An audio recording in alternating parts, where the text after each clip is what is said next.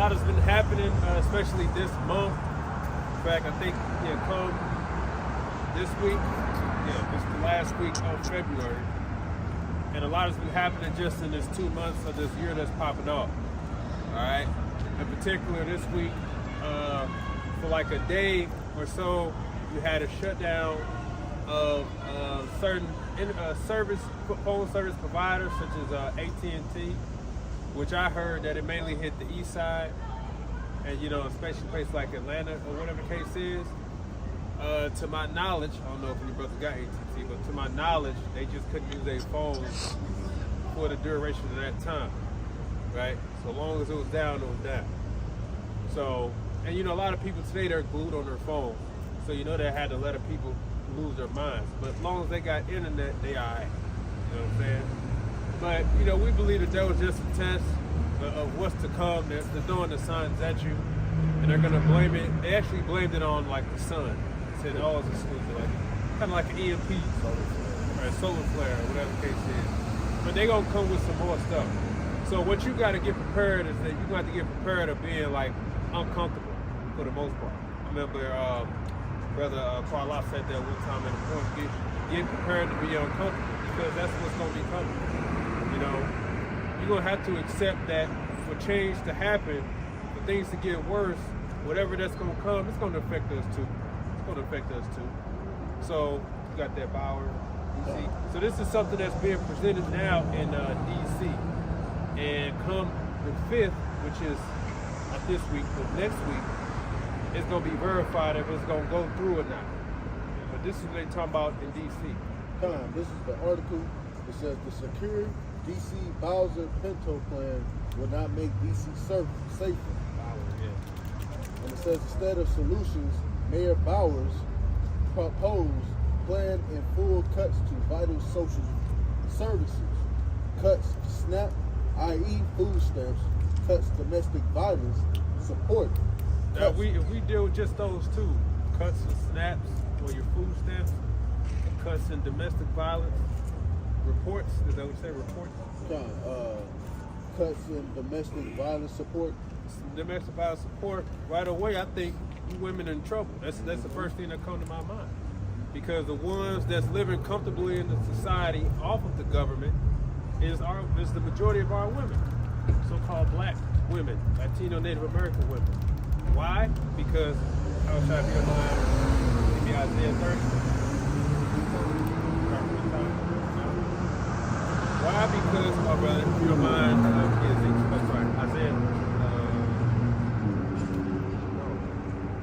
Isaiah 36, verse 6.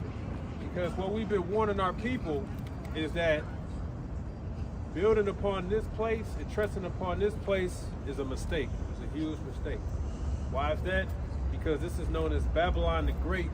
Okay, America is Babylon the Great, and it's doomed to be destroyed in the eyes of the Lord. That's right. Okay? That's right. For the Lord to come, if you understand prophecy, like the book of Daniel, for the Lord to come, this place has to fall. So it doesn't make any sense to put all your trust in the society that's prophesied to fall. And if you choose to put your trust in the society, then you're going to fall with the society. All right. Yes. This is the book of Isaiah, chapter 30, starting at the first verse. It says, woe to the rebellious children, saith the Lord Yahweh, that take counsel, but not of me, and that cover with a covering, but not of my spirit, that they may add sin to sin. Verse 2, that walk to go down into Egypt, and have not asked at my mouth to strengthen themselves in the strength of Pharaoh, and to trust in the shadow of Egypt. And how does that apply today?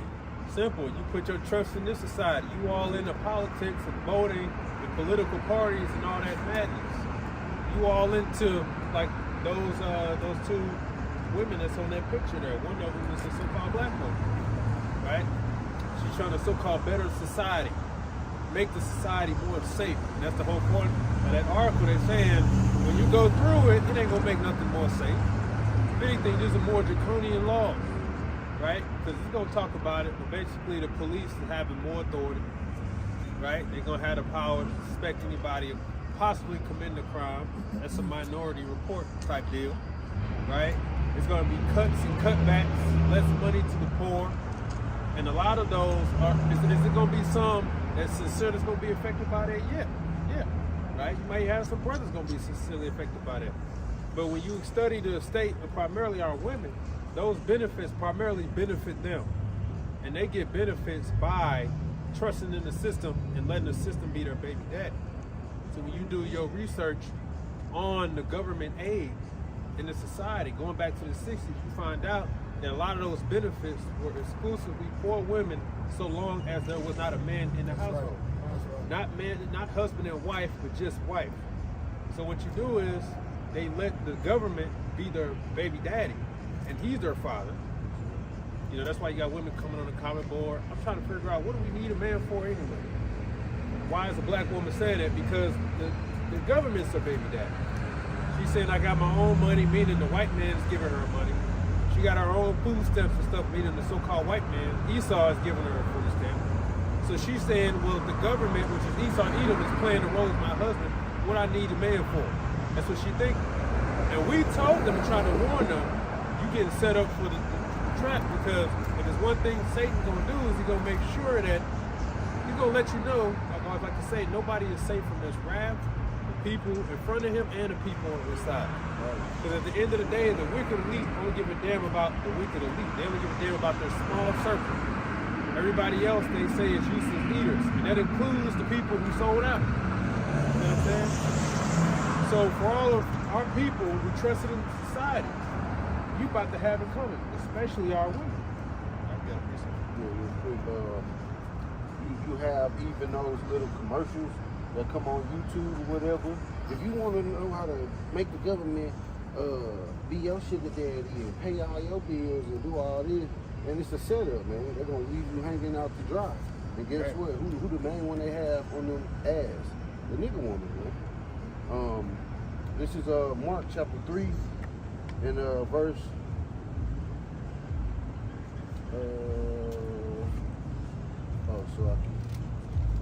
Mark 3, verse 27. No man can enter into a strong man's house and spoil his goods except he will first bind the strong man. And the woman and child is and his possessions, those are the man's goods, man. Those are his possessions, his belongings. And the way another man can spoil that is if they bind the strong man, get that strong man out the way first.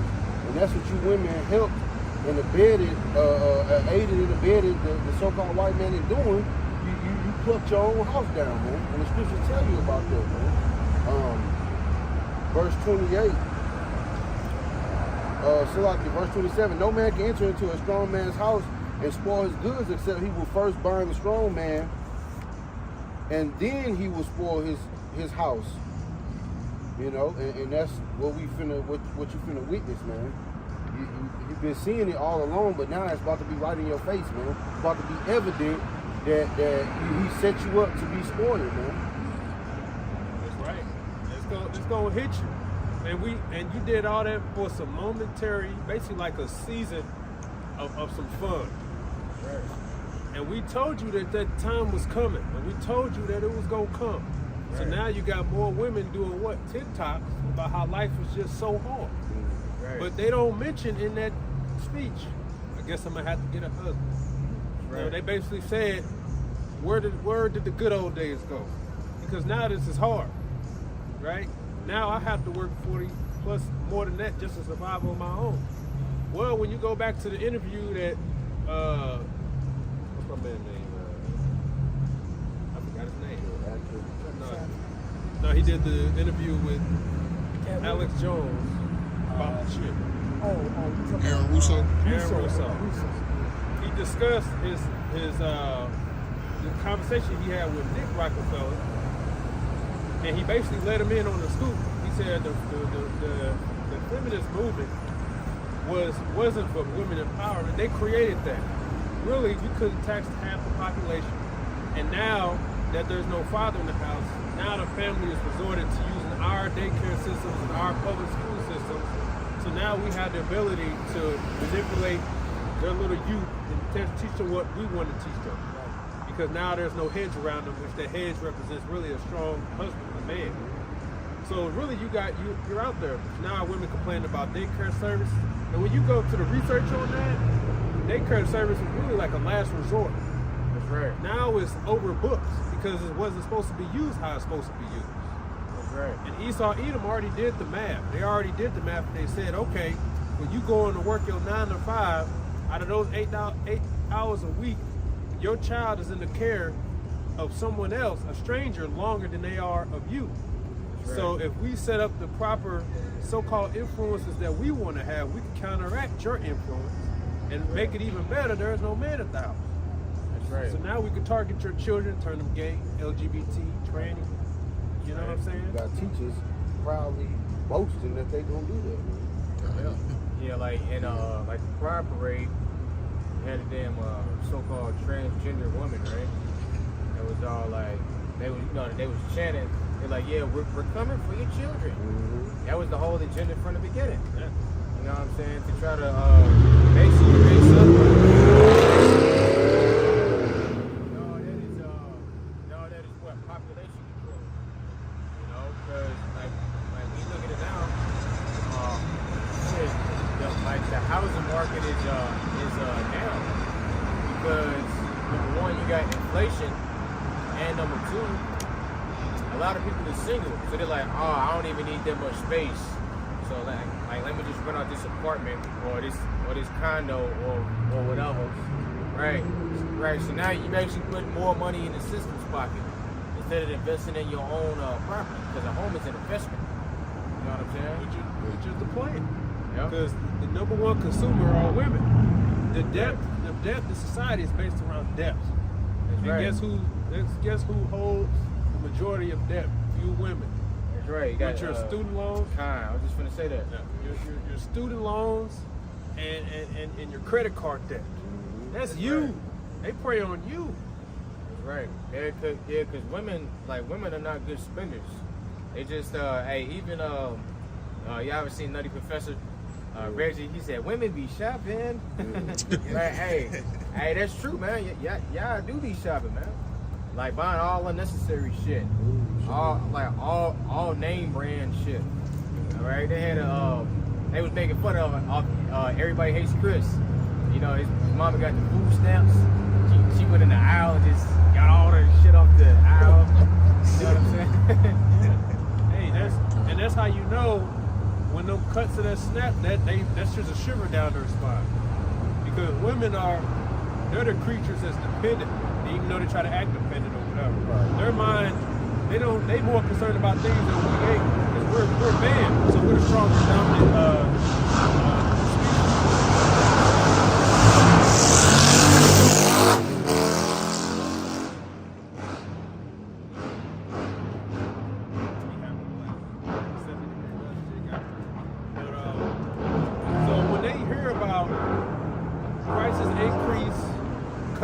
they immediately start to panic because they're thinking about how am I going to eat. They're thinking about before we even get there because that's how they program to think. I'm telling you, if you go into Walgreens, they're going to notice that them trash bags went up 99 cents. You ain't going to notice, but they're going to notice. And then they start to panic. Well, my budget, what if it keeps? Yeah. So now you're isolated. You're basically ripe for the picking in the eyes of Esau. Okay. Con, I wanted to land back up for what you were saying about, the women in the households and everything, right? This is Proverbs 14 and verse 1. It says, every wise woman buildeth her house, but the foolish plucketh it down with their hands, right? And over the past 6 or 7 decades, our women have been basically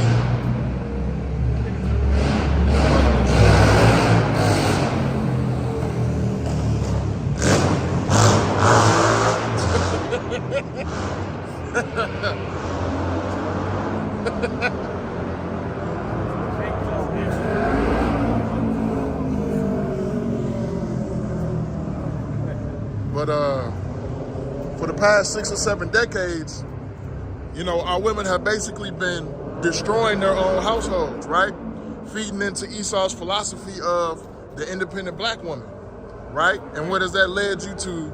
Depression, loneliness, now you're in a position where you don't know what to do and you're confused about life. You know what I'm saying? That's right. Yeah, And, because they don't know their purpose. Exactly. What is a woman's purpose? Is to have children. Have a, be a wife. Have a family. That's the reason why you would put her. Like, yeah, you can have like a side business. You know, you got some sisters that sew, and like even some sisters that are nurses. You know, because being a nurse, that's a natural feminine thing. You know, but hey, he literally created a so-called white man is so slick because hey, the Lord gave him that type of wisdom, knowledge, and understanding to create a whole system where you literally don't need us. You know what I'm saying? Is an alternative. Okay, so yeah, so now you don't need a man, so now what? Like, what was the goal of it? Right. Still running to the man. Right. In this day and age, you know, they can rent a man for everything they need, right? It's like, I was saying, and we've been warning you, the hot girl summer is gonna come to an end. It's only a season. Because hey, winter's still coming, and that's the hard shit. That's what we've been saying. And the prophecy is that you in trouble because you decided to jump ship. You know, we're both in a cotton field together. But the white man opens the door and says, "You can be my bed wench, you can be over him." You took that deal. So much so you look down on him now. But then the time's gonna come when you're gonna kick your ass back out to the field, and you're gonna come back to Adam and say, "Well, I am your wife." Right? You gonna say, "Get the fuck out of here," you know? Because you abandoned me. You know what made you think we were any different? Why? Just because you got to sleep at Master's house for a season? That's right. You know, I got another wife now. Yeah, I was just gonna say the water. I was just gonna say, like, and even then, you seen all these videos. Men are not approaching women no more. Why was that? Right, because like, hey, all you females are trying to like get attention and clout. Like here it is, like you trying to work out. A chick is posting a video, your ass go viral talking about some this creep keeps staring at me. But like when you look at the attire of this woman, she got the most skimpiest clothes on. Right. You know what I'm saying? Spandex pants that, you know, the little line and the butt crack and all of that stuff. Right. And with no drawers on too. Right. You know, so I mean, of course I'm a look. I mean, goddamn. They literally go to the gym with just 2 pieces of clothing, a sports bra, some panties basically, and socks and shoes. I'm Right. going to the other side, man. I'm like, I'll wait till your ass going. Right. You got that one. Okay, go. And I know it's one more verse on there. This is the book of Isaiah, chapter 36, and verse 6, and it reads, "Lo, thou trustest in the staff of this broken reed on Egypt, whereon if a man lean, it will go into his hand and pierce it. So is Pharaoh king of Egypt to all that trust in him." Right. We're going to Ezekiel 29, verse 8. So he said, and this was the heathen talking to Jacob. He said, "You trusting on this broken reed on Egypt," right? And a reed is supposed to be a support system, Right. but it's a broken reed. And it says, where if a man lean, it's going to pierce you. And eventually you're going to fall into it and it's going to pierce you, right? And he says, so is Pharaoh and to all that trust in him. Meaning eventually you're going to get backstabbed. You don't get that you're being set up. Understand? And all you got to do is think about it. If you acknowledge that racism exists, right? If you acknowledge, well, this is if you acknowledge, but if you acknowledge that there's a conspiracy against our families, so-called Black, Latino, Native American families, then you should understand that whatever gifts that they may give you, is it really for the benefit of our family? To give you benefits specifically for only to be a woman with no man in the house, right? To have your children and your spoils open, exposed to the wiles of the devil. Does that really benefit our family? The answer is no, there's a trap. Right. So at that point, what our women should have done is say, no, I don't like what you're doing, I see what you're doing. You're preying on the weak and you're hoping that you can use our nature, right, to go against our natural order. But you didn't do that. So this is why we say the bulk of you is going to feel the wrath of Esau Edom. And those cuts that's coming, I hope that does pass. Brothers is debating on even voting to get that motherfucker to pass. You know what I'm saying? But we know the Lord is going to make it all happen. This is all prophecy. And notice nothing's going back. Nothing's getting better. They're still talking about worse. We need to make more cuts. That's all they're saying. Cuts. Cuts to this, the people on welfare. Cuts to the food stamps. Right. Yeah. If I can mention, on top of that, you have all these immigrants here causing chaos. I just watched a video of them pulling up in a motorized RAV, hopped off on the coast of California and took off in the neighborhood. Like, what you gonna do? Yeah. And they're doing that on purpose. Yeah. That's what you people don't get. You really think they care about the safety of their own civilians? Common sense would say they shouldn't be letting that happen. They're letting it happen. It's a part of their plan. Right? And if you really think about it, this is all of the will of the Lord, because the Lord is literally paving the way for Jacob's trouble to come in, man. Mm-hmm. And it's happening and it's brewing up, man. It's like you put some water in a pan and you wait for it to boil all the way up. That's exactly what's happening right now, man. Literally, Jacob's trouble is here. It's literally boiling, man. And guess what? You really that say, I don't need a man, y'all gonna feel the 100% effects of that shit, man. Because y'all gonna be asked out, man.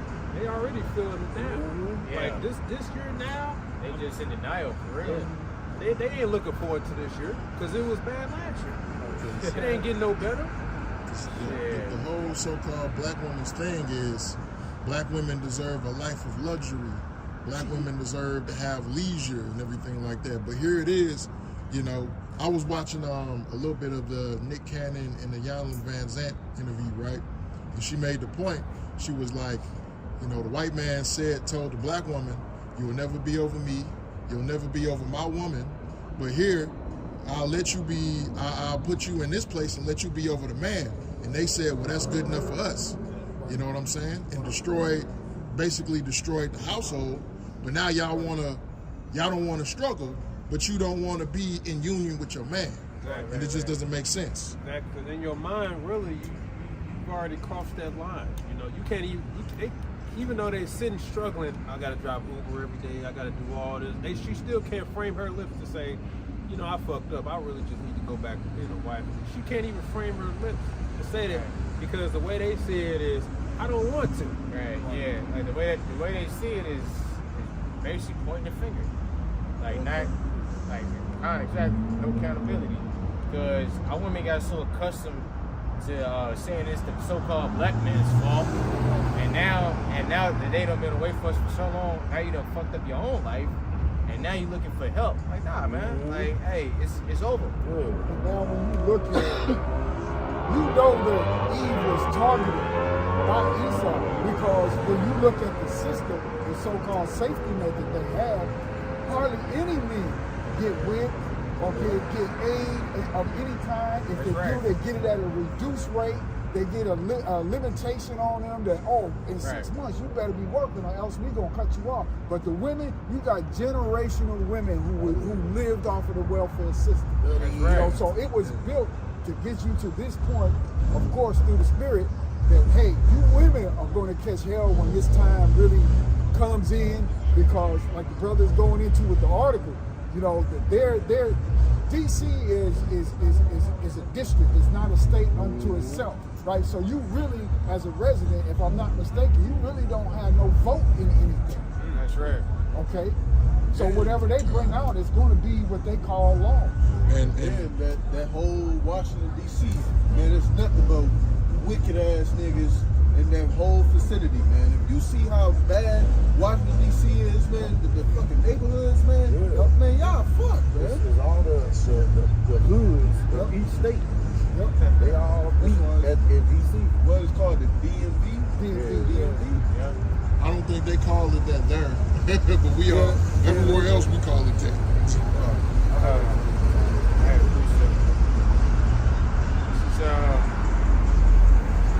is Proverbs 14:1. It reads, "Every wise woman buildeth her house, but the foolish put it down with their hands." Verse 2, he that walketh in his uprightness feareth the Lord, but he that is perverse in his ways despiseth him. Right. So yeah, it talks about like the wise woman, like she building up her house, and she doing all the things that's necessary to maintain that house. Like for example, she cooking, cleaning, making sure that the kids ate, they got everything that they need. You know what I'm saying? It literally goes down in that order. Okay? I gotta take care of my family. My wife takes care of me, and You know what I'm saying? right. 29. This is the book of Ezekiel, chapter 29, verse 8. It reads, Therefore thus saith the Lord power, Behold, I will bring a sword upon thee, and cut off man and beast out of thee, and the land of Egypt shall be desolate and waste, and they shall know that I am the Lord Yahweh, because he hath said, The river is mine, and I have made it. Behold, therefore I am against thee, and against thy rivers, and I will make the land of Egypt utterly waste and desolate, from the tower of Seir, even unto the border of Ethiopia. No foot of man shall pass through it, nor foot of beast shall pass through it, neither shall it be inhabited 40 years. Keep going.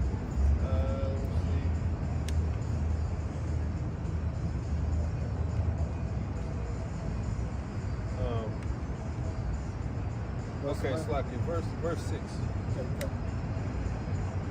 Ezekiel 29 and 6, and it reads, And all the inhabitants of Egypt shall know that I am the Lord Yahweh, because they have been a staff of reed to the house of Israel.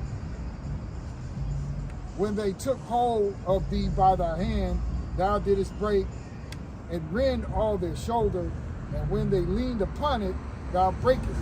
Right, so the Lord said he's still going to judge this place because our people leaned upon this place. And when our people trusted him, we got backstabbed. Right? We got a lot of veterans that can speak to that. A lot of Israelite male veterans that can speak to that.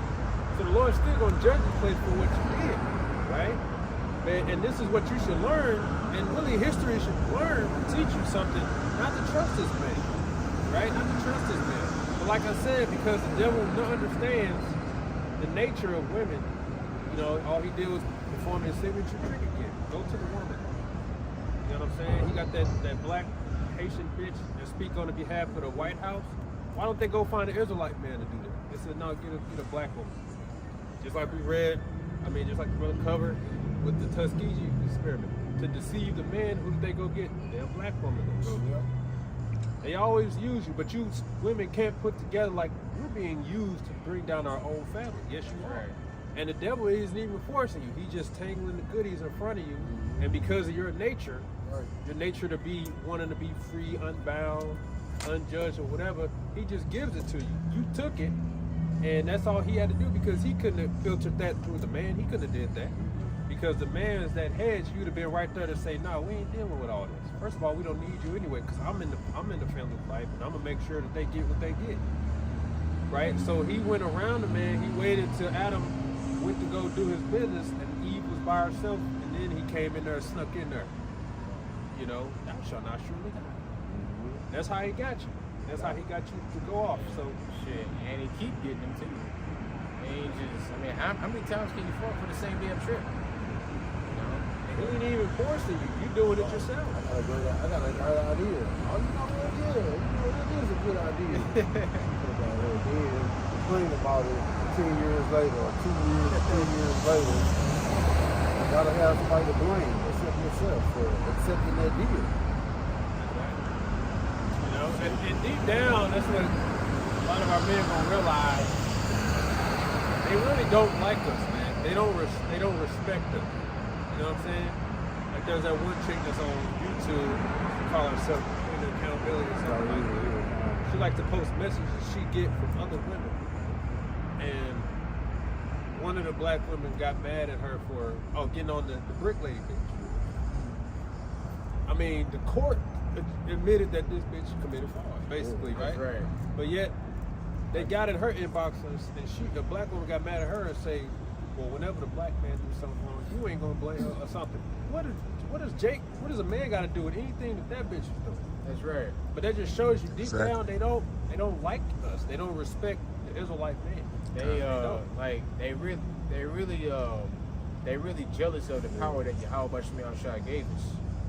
You know what I'm saying? Because the serpent will put it in Eve's mind that they better than us, and really it's the other way around. The Israelite man's supposed to be on the top. You know what I'm saying? Because when you come to a righteous Israelite man, he gonna tell you about yourself. You know, and that's what a lot of these women they can't handle. You know, they don't want to be called a hoe. They don't want to be called, hey, you acting stupid. They don't Talk to me nice ass. No, you're not acting. right. You're offended at the truth. Yeah. Exactly. And they don't want you to have that natural leverage and power over them. You know? So it's I know me, personally, it's everywhere I go, this motherfucker just try to just compare themselves to me and try to get one up on me or something like that. Then I had to realize, oh yeah, I'm an Israelite man. That's why. Because Speck of something. like a speck of weakness, so they can exploit it and get power over it. You know what I'm saying? I got just land back off Salakia. Just to land back on what you brothers was just saying. This is Proverbs chapter 31, starting at verse 10. Who can find a virtuous woman? For her price is far above rubies. The heart of her husband doeth safely trust in her, so that he shall have no need of spoil. She will do him good and not evil all the days of her life. And this is the issue that the so-called the Israelite man has with the so-called black woman is that we are, the man is starting to see that you Israelite women, you so-called black women, Esau has his hand in your back and you just a puppet and you just doing everything that he wants you to do, but you in that same house as us, you know what I'm saying? So it's you being disobedient, you not wanting to be in order, causing problems, right? Shalom, right? You know what I'm saying? Marrying men just to take advantage of them with a plan on divorcing them, take his money, take his goods and everything that you can get out of them. Right. Even just in a regular dating situation. You just, these women step in situations with men just to see what they can get. And Jake is waking up and they seeing that and they no, we don't want to take you serious. We don't want to be with you. That's why Jake is looking for women in other countries, looking for women of the other tribes, Where they are indoctrinated. And it all boils down to because they can run to Esau Edom, so-called white man. You know what I'm saying? If your woman's acting up at the house, it's all because she knows she can call 911. Yep. That's the only reason she's doing it. The moment the system collapses and the moment the devil shows his horns, it's over for them.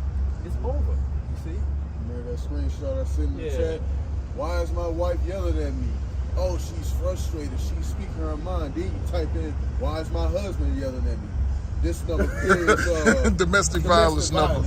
Call what now. The fuck? Call now.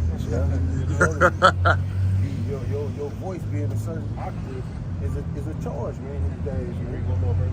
That really is helpful for you, goddammit. Yeah, because this brothers gotta realize, man, this truth is a weapon. Like truth is really a weapon. Yeah. Okay, like that shit cut. Like you can decimate anybody. Like if you got the truth, can't nobody stand up against you. It don't matter about money, status, or none of that. Honestly, Gender, race. Really think about it. The truth is like the alcohol you put on the cut, man. It's good for you, man. Goddamn. Hey, it's gonna sting. Yeah. But it's gonna it builds you up, man. right. A lot just keep you. Don't talk to me like that. I'm just feeling the dying of it out here. They don't like you. They want to really lie. But we grown out of that, man. It's no benefit to that. no benefits there. Telling you what you want to hear. That's somebody. That's what people do when they don't care about you. So, you know, yeah, take it or leave it. This is the book of Isaiah 30, starting at the 3rd verse. It says, "Therefore shall the strength of Pharaoh be your shame, and the trust in the shadow of Egypt your confusion. For his princesses, his princes were at Zone, and his ambassadors came to Hanes. They were all ashamed of a people that could not profit them, nor be an help, nor profit, but a shame and also a reproach." Right. You go to chapter 31. Kind of start at the top. Yeah. This is Isaiah 31:1. "Woe to them that go down to Egypt for help, and stay on horses, and trust in chariots because they are many, and in horsemen because they are very strong. But they look not unto the Holy One of Israel, neither seek the Lord Yahweh. Yet he is also wise, and will bring evil, and will not call back his words, but will arise against the house of the evildoers, and against the help of them that work iniquity. Now Egyptians are men, and not God, and their horses are flesh, and not spirit. When the Lord Yahweh shall stretch out his hand, both he that helpeth shall fall, and he that is hoping shall fall down." Right. So you see, this is the judgment for trusting in the shadow of Egypt. You see, and like the reason we're talking about the one is because you got all kind of outs in the society, and those outs cause you to do something immoral. It causes you to embrace that wicked side nature in you, which is to be a harlot. You know what I'm saying? You got all kind of rewards for following the devil, right? Ain't no outs for the Israelite man. You know what I'm saying? For the most part, we trying to make something of ourselves, right? And then you got your own woman against you. See? But the time's gonna come, which is where we're entering now. All those who trust in Egypt because their horses are many, because you know that typically represented, you know, war. You know, if you trust in the shadow of Egypt, you think in Egypt will never fall. Look at how many horses and look at how strong our people are. So I'm safe with this people here, right? It's safe here. And the Lord said those are men. You know, that's flesh. And he said that when the time comes, that those that help shall fall, and those that hoping, meaning you hoping on the side, you gonna fall. So you gonna know that the strength of Egypt is gonna be your shame coming real soon. And that's really going to all Israel that trust in this society. Right. You trusting in the dollar. How can you trust in the depreciating asset that depreciates every day? How you gonna really trust in a society that's based upon debt? Don't you know that all these things in the world are really just traps? Credit cards, that's really a trap. Can you use the world and not abuse it? You can be smart with it, but the intent of it isn't just to give you money. The intent is that they hope you fall behind, so that then you could be in a never-ending spending cycle of paying them interest. That's right. And the interest will never disappear. You know, so they're good. They want you to go to college, to a university, to get a damn degree in sociology and psychology and gender studies and bullshit like that, which is pray for you women. They make you feel good about the degrees. They give you all that camera. All right, thanks. Like which is more so-called leverage over a man. To throw at somebody. Right. Oh yeah, I got a degree. I deserve a man, and they got 2 degrees, 3 degrees. I make this much amount of money. They ain't looking for no smart dude. They're looking for a woman in order, man. Right. I'll take the woman working at Panda Express for real.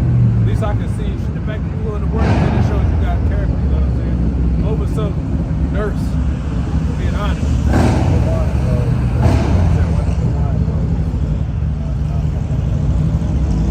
Oh, okay.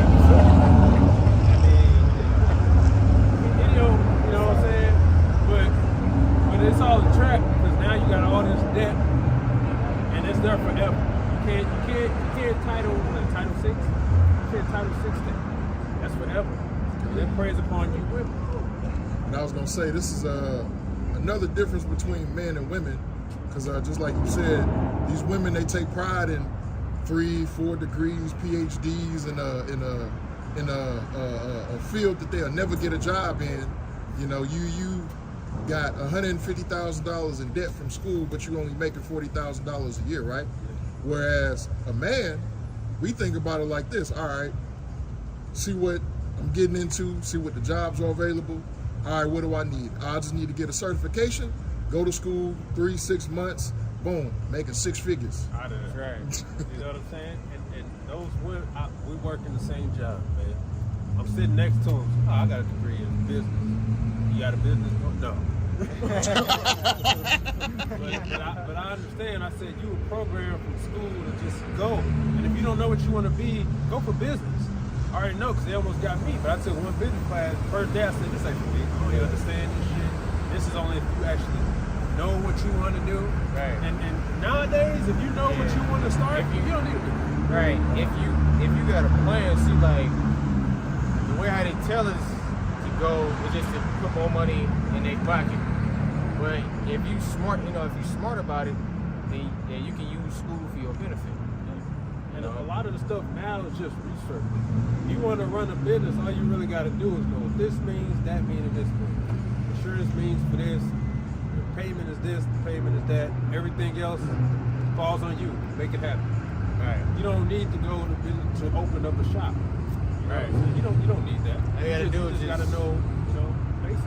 Kind of like you can just write it out. I took a business course before. You can just, there's nothing to write out a budget, liabilities, liquid assets, stuff like that. I mean, that's simple shit. Like anybody can do that. The only real challenge is knowing how to maintain and stay afloat. That's your challenge. You might hire somebody to do your numbers, you're going to do all that. But for the most part, it's not really necessary. It's all a trap. Esau Edom has set traps in this society. That's really what it is. You know it's a trap because how is it that the only way you can get something is if you got debt hanging over your head. If you don't have any debt, they'll look at you funny like, he don't trust you. Like, damn, because you don't trust me because I don't owe no money. That shit never made sense. Yeah, when you look at it, when you do that research, their society is based upon that. Because as long as they say you guys owe me, then it looks like I got money. That's what it looks like. You know what I'm saying? And if everybody here, if I'm the government and everybody here is self-sufficient, I'm like, fuck, where's my money? You know what I'm saying? So really my goal isn't to have you all free, it's to have you all in debt. Like I said, the credit cards, they're not just gonna mail you something in the mail 7 times a week just because they're trying to help you. No, the intent is that you fall behind. Yeah, it's to make money off you. The payday loans and all that is in hopes that you can't come back with your title. You ain't got no money, so now this is my title. Yeah, like Esau even charges on people usually. Like you think in the kingdom of heaven that we gonna charge Israelites usury? That is wicked as hell. Hey, Esau just don't care. I was just gonna say, so when you look at this society and they have this social credit score thing, I remember when I was a young man, let's say in the late 80s or early 90s, let's say, Jake tried to go get a car or whatever, if you didn't owe nobody, they told you, well, we can't loan you no money because you ain't showed that you could pay because you're not in debt. So having no credit was just as bad as them saying, hey, you got credit, but it's bad. So how could I have no credit one day and then have bad credit the next day? You know what I'm saying? So the whole system is fraudulent. Okay, and it is to keep you in a perpetual payment system, okay, that you'll never break free from.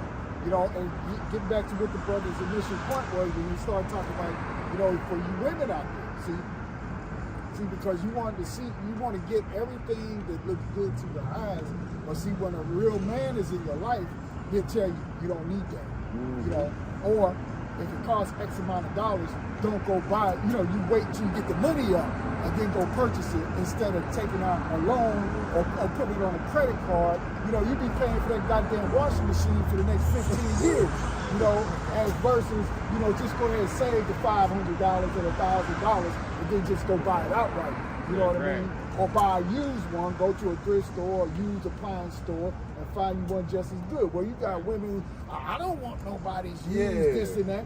Man, shit, it works the same. What are you talking about? Yeah. Right. But turn around and go get a used car. You know, it just, you know, if you don't have that male dominant figure in your life, man, you're going to be kicked and blown all over the fucking place. Yeah, you know what I you're mean? preying. Yeah. You're preying. That's what society preys upon you. Like I said, this society, the number 1 and 2 debts, student loans and credit card. Guess what gender holds the bulk of that? Women. Because you're a prey. Hey, You know? like you know, like the best credit card to get is probably like an Amazon credit card because they don't have interest on it. You know, like six months to a year.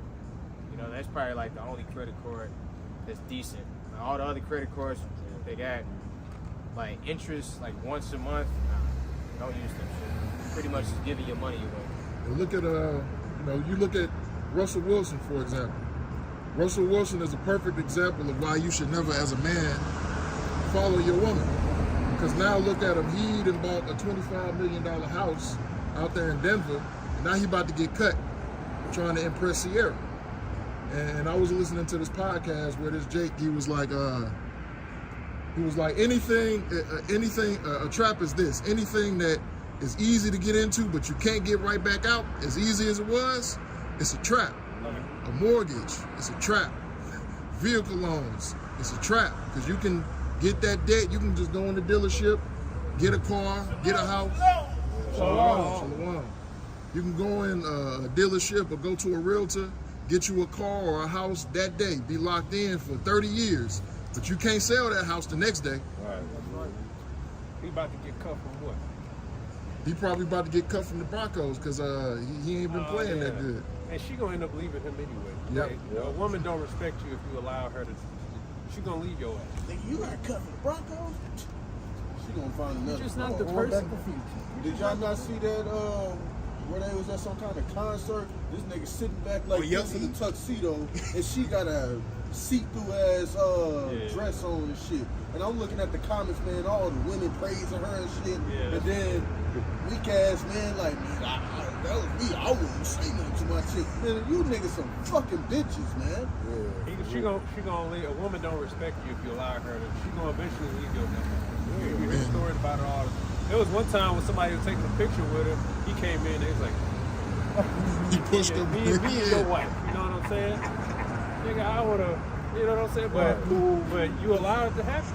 That's exactly why they get those tight, because they allow them to be secure by doing shit that's not safe or doing things that are degenerate or that real men not gonna tolerate. I don't get Jake, man. You got all this wealth and all this money, but you go get with another fucking celebrity, man. Why don't you just go get and find a woman, plain Jane woman, man? Hey, you really can't even blame him because Esau done programs their minds to think like that. Folly is seven great dignity. It's always the fools that have the money. And Esau Edom gonna make sure that ain't gonna fall in the hands of no wise person. Right. A wise person with money is dangerous.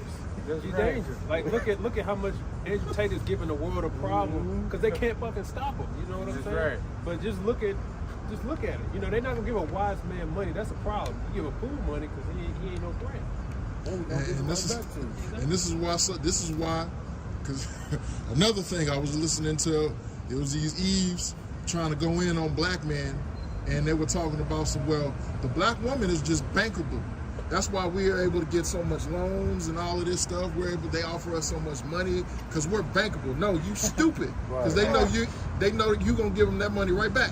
They know you ain't gonna do anything that's gonna change society. They're gonna line right up for the next time we get kicked in the ass. That's so important in a woman's life. You know, like It's gonna be known because when this place falls, which is about to, which you can keep reading on that, you're gonna see just how important it is to have this knowledge, this true knowledge, wealth and understand. Like the other Bar said, because we're gonna talk about the false prophets who sold out as well. Your time is coming too. Right. You know, you exchange the real money, the true money for fake money. Yeah. Like you gonna find out that this shit was all temporal, and the true money to truly invest in was always these scriptures. Right. You have a shot say store your treasures in heaven, man. That's right. All this shit gonna get burnt up. Okay. Getting back to this article, another cuts that's coming, and it says cuts, homeless prevention and eviction support, emergency rental assistance, transitional support from shelter to housing programs, youth reentry division programs. So you know what that sounds like to me? More people on the street. More people on the street, poor people, which is going to lead to them committing crime. Which is going to lead to them doing what they want, which leads to martial law, which is profit. Somebody got that for a second. Okay. And if you damn devil, if these devils go through that, man, hey, you streaking people, hey, they gonna resort to violence, man. Okay? Hey, I seen it happen when I was working at Amazon, man. Our boss wasn't paying that much, man. So the nigga took it upon himself, I'm gonna start stealing the gas cars, man. So just imagine when they start putting all the benefits, man, and all this. People gonna resort to violence and stealing. They did that at Walmart. They kept on promising them quarter bonuses every time we come around. Serious employee accident or something, or a customer slipping fall. Like, man, hold up, y'all playing. Oh, okay, we got that. It's like that Jake that went in that Apple store and just pocketed all those phones. Now, what do you think drove him to do that? Being poor. Exactly. Like, man, if I can get $30 off each one of these, at least I can fucking eat this week. That's what's gonna drive people to do. It's gonna increase more crime. That's why whoever made the article titled it, "This would not keep DC more safe," because you're adding to the already issue anyway, which is poverty. Order chaos. It's all prophecy. It's supposed to get bad. It's not gonna get better. When is there even talk about getting better? The talk about getting better is more cuts. You understand? We gotta reduce more cuts. We gotta give you less money, less support. So how is it getting better? It's like it, but you mentioned false prophets. Well, this is Vlad the Kababer. The ISUPK are the true prophets of the Lord, man.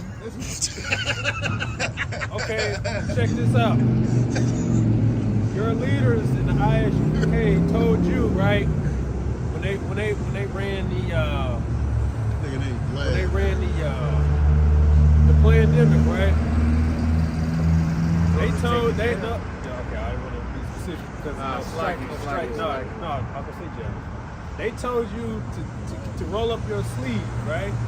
So you trust in Esau Edom. When they run that again, we're gonna see what you gonna do. Yeah, right. Let's believe they got some new juice for you. Yeah, because what kind of prophecy telling you to trust in Egypt? Brother did a lesson on the Tuskegee experiment. You know what I'm saying? It's a reason why people are afraid. Our people are afraid to visit the doctors because of the history of them using and abusing us, right? Right. But here comes the devil, and next thing you know, these prophets, the white man's the devil, this, that. Now all of a sudden he ain't the devil no more. Right. Yeah. Hey, General Yohanan said, "Hey, don't even sweat that shit." Yeah, he actually said you're a fool if you don't take it. Right. So keep that added energy when they bring in that chip, and they tell you to take that chip. Mr. No Cowards, but you went to the government because you was afraid. They tried the same camp that said using wisdom for cowards. Yeah, using wisdom for cowards. So when the devil presents disease X on your motherfucking ass, you're gonna do whatever he say, but you know cowards.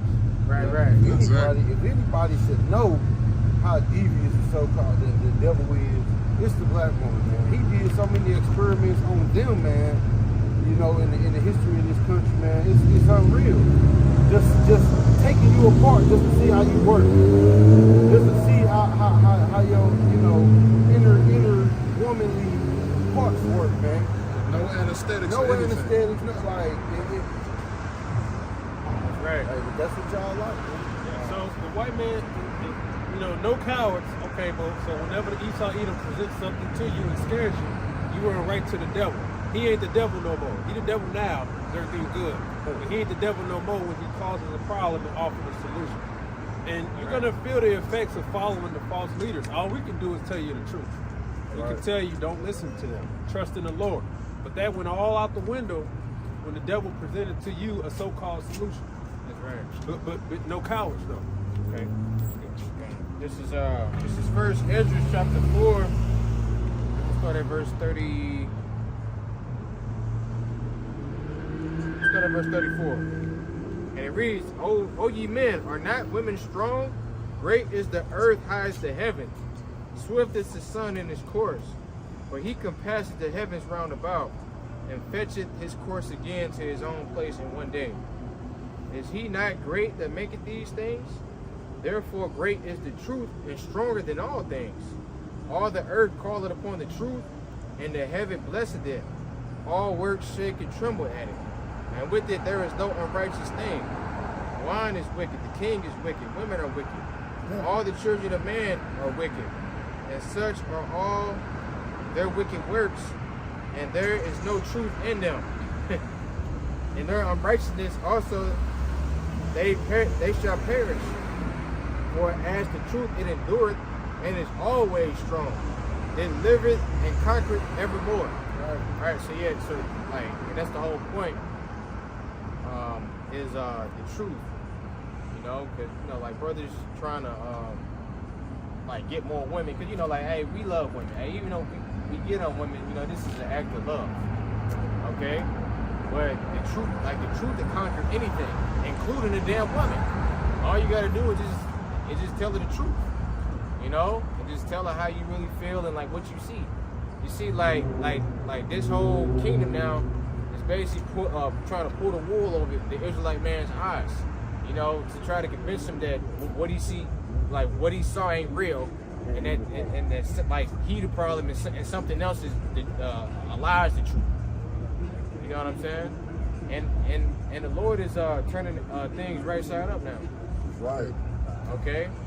And you people, you can't hide. Hey, you so-called white people, you the damn devil. You Edomites, okay? You gonna be destroyed and you going to slavery. Alright? And you Israelite women, y'all a bunch of whores, narcissists, manipulators, and sellouts. Alright? And then, yeah, time is up and all y'all about to get dealt with. Alright? It's no more playing games and trying to convince the world that the Hebrew Israelites is the worst thing ever. We just out here just preaching the word on the streets. Like we ain't heard nobody out here. So called, right? Yeah, we heard telling the truth. You know what I'm saying? And the so-called white man he got sex islands. I'm not gonna mention no names. We already know who they are. Sex trafficking. There's a lot of these celebrities. Cat Williams that came out saying that he got a virgin booty hole. You don't know with a virgin booty hole. All right. Yeah. So yeah. Hey, all this truth is coming out, and what do y'all have to say? Nothing, because it's the truth. Okay. Yeah, but the Hebrew Israelites say we the worst thing ever. The world would be a better place if we didn't teach. Right. Get out of here, man. The person, the devil is putting shit in the food, right? Misleading your children, trying to turn them into sodomites. Yeah, got stuff falling down, forever chemicals and everything. That's right. They're making plans to put you people in slavery. That's what you don't get. Okay, everything that's happening from Gil Bates to getting all this land, telling you that the next pandemic, nobody's gonna be prepared. It's gonna hit people with a storm and all that stuff. This is all a plan to set up martial law. The immigrant situation is so that they can be justified in bringing in UN troops and stay on U.S. soil. They don't care about you U.S. citizens, man. You're gonna trust in the devil that's allowing people to come over here and jeopardize, and then say, yeah, get them aid. They ain't got to do nothing for it. Get them aid. But if you want, you got to qualify. You know what I'm saying? You gotta put, and we'll see what we can do. Man, these people need to be housed. We beg you Texans, open up your doors for these people, these strangers. If you got an extra room, we need to house these people. But the homeless in your own city can't get no support. Right. You see what I'm saying? They're causing the chaos on purpose. And it's actually a lot of so-called black women who make them TikTok. A lot of them are starting to call it out. So they're saying, well, wait a second, this ain't making sense. You know what I'm saying? This ain't making sense. It's because they're starting to see the chaos is manufactured. Yeah. And the Lord already prophesied about this, because the devil, this plan that he's coming with is this new world order. It requires control, and they want complete control, and they want permanent control over it, you know? So the crisis that's about to be established is all manufactured, is made, so that they could be justified in saying, we got to calm down the trouble, we got to bring you in. Everything, it's just to calm everything down. They're going to be permanent on your block, you know, and they're going to expand. Well, you know, we realized we got them here already. Why don't we just keep them here? In fact, you know, don't worry. They already got all their vehicles, their facilities, all out here, man. They ready to go. Have you seen the? That's what I've been thinking this whole time. Where they're gonna get them over here, and they're gonna be the new authorities, because a lot of the military and a lot of the emergency response and law enforcement do not want to carry out these orders on their own family members, man. Yeah. Because they got some real heavy laws, man, that they finna push, and a lot of the military and law enforcement is not with it. So that's why they quitting in droves, man. Yeah. New York, it was said that they was down. It was at its lowest it has ever been. People just leaving the force, man, because they don't want to face their family when they gotta carry out these terroristic and tyrannical orders, man. If I can add to that, look at the police numbers now. They are real low right now. So guess what? They gonna bring their asses over and they gonna enforce those draconian measures, man. Because guess what? They ain't got no damn family over here. All right, it's gonna be foreign troops. They ain't got nothing to lose. And most of them hate Americans anyway. Right. Because the way that they look at us, they're perceived across the world. Americans are just proud, privileged dummies, you know? And kind of going back to what you said about how everybody looks at us as just preaching his word as the problem. It was, you know how WAC 100 and Captain Tazariak, you know, be doing you know, sit downs and all that together. Well, you know, WAC 100 blatantly told him, he said, well, look, if all of that shit happened, we coming after you niggas.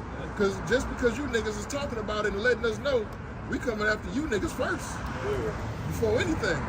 And that just goes to show you that, one, we can't be in league with worldly niggas like that. And two, you know, hey, that just proves in the scriptures that our own people are going to come for us. Just as the same as they did with Yahweh Shai. Just simply for letting you know what's going on and what's about to happen. Yeah, Jake, it's like it, bro. Yeah, Jake got that, you jinxed me spirit. Go ahead. Like y'all niggas speaking this into existence. I mean, that's what prophesied it is, you dumbass. It was going to happen anyway. Right. Right. And you know, and I believe that yes, the UN troops are coming, man. Because I remember having a vision like 2 years ago, man. And I remember I was on Hall's Ferry, man, and hell was breaking loose, man. That damn Beauty Supply was on fire and everything. That damn where that Planet Fitness, that shit was on fire. People on roofs and shit, man, shooting guns in the air, man. And then the UN came in and they was tailgating one another in those big ass army vehicles, man. Man, there was a woman in the street. She had failed, and she was trying to tell them to stop. Man, that motherfucker just boom hit her straight, man, and just blew her fucking head off, man. That's what's coming, man. They ain't gonna have no sympathy for you people, man. Especially you a woman. So you ain't my mama. Yeah, shit, like, hey, like all these other countries look at you American women as whores. Yeah. And guess what? They don't know that. Right? They don't know the definition, man. Father figures, man. That's right. Everybody got their own definition for something. Videos I seen this immigrant, probably ham, had some church shoes and shorts and a jersey on. No, he was an immigrant, but he was groping a woman in the mall, like just in the mall. Like they not used to seeing cheeks out and cleavage everywhere and all. Like There was some whole different animals, man. Yeah, well, You know? women in their countries cover up. Yeah. You know, they're required to wear certain garments, you know, one for their own protection. That goes to show you another reason why you women ain't supposed to be running around here half-ass naked, right? And then it's a respect thing too, you know? A woman fully clothed and covered up, naturally as a man, you lean to respect her more. That's right. You know? There's more protection for you. Kind of add, if I can say this real fast, and like a lot of these women, you know, like since men been talking with some women don't breastfeed their children, now bitches putting it on social media. Yeah. You know, like man, that's just another way for you to show your damn titties, man. All right, yeah. Well, I can post a video concerning the MOTB though. Motherfuckers get taken That's down. right. Okay, because you're using the word. Like why the hell you gotta record you breastfeeding your children? Get mad if you say something about it. Right. Then they talk about shit about it. With a seductive look on their face. Like, bitch, you enjoying this too much. Right. Talking about y'all just want to sexualize everything. Right. Well, you sexualizing yourself. You making everything sexual. With the waist beads. Oh, you gotta breastfeed that child with the waist beads on and shit. Like, come on, Right. man. You know what you're doing, man. Yeah, like it's an over-sexualized society, man. Yeah. Like everything is about sex. Like, goddamn. Like Women used to breastfeed with the little blanket over there. That's over right. There, Nah, like, she just like a damn dog. pull both of them out.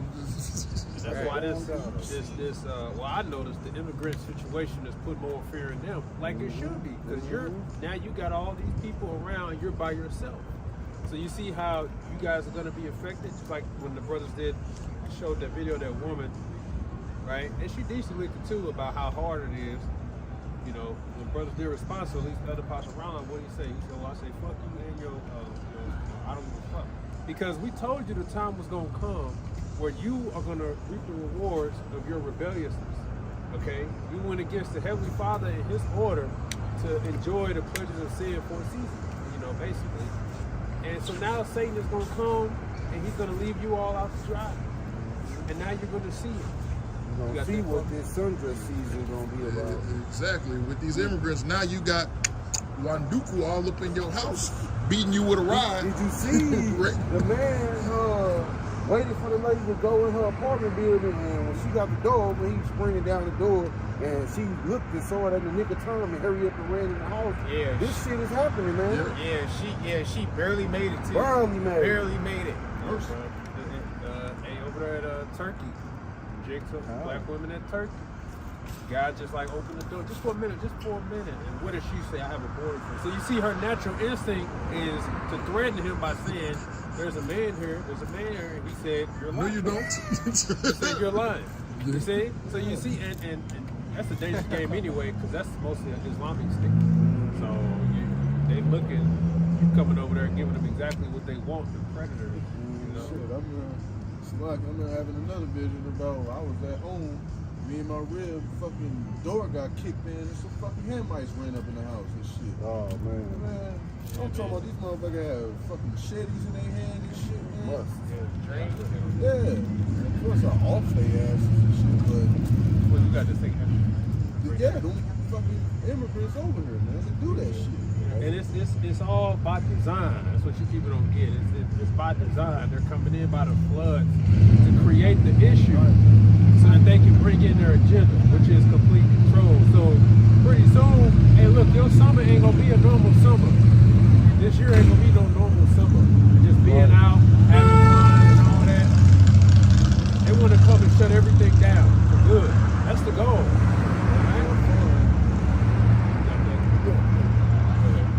This is the book of 2nd Ezra, chapter 15. I jump in at verse 10. It reads, behold, my people is led as a flock to the slaughter. I will not suffer them now to dwell in the land of Egypt. But I will bring them with a mighty hand and a stretched out arm, and smite Egypt with plagues as before, and will destroy all the land thereof.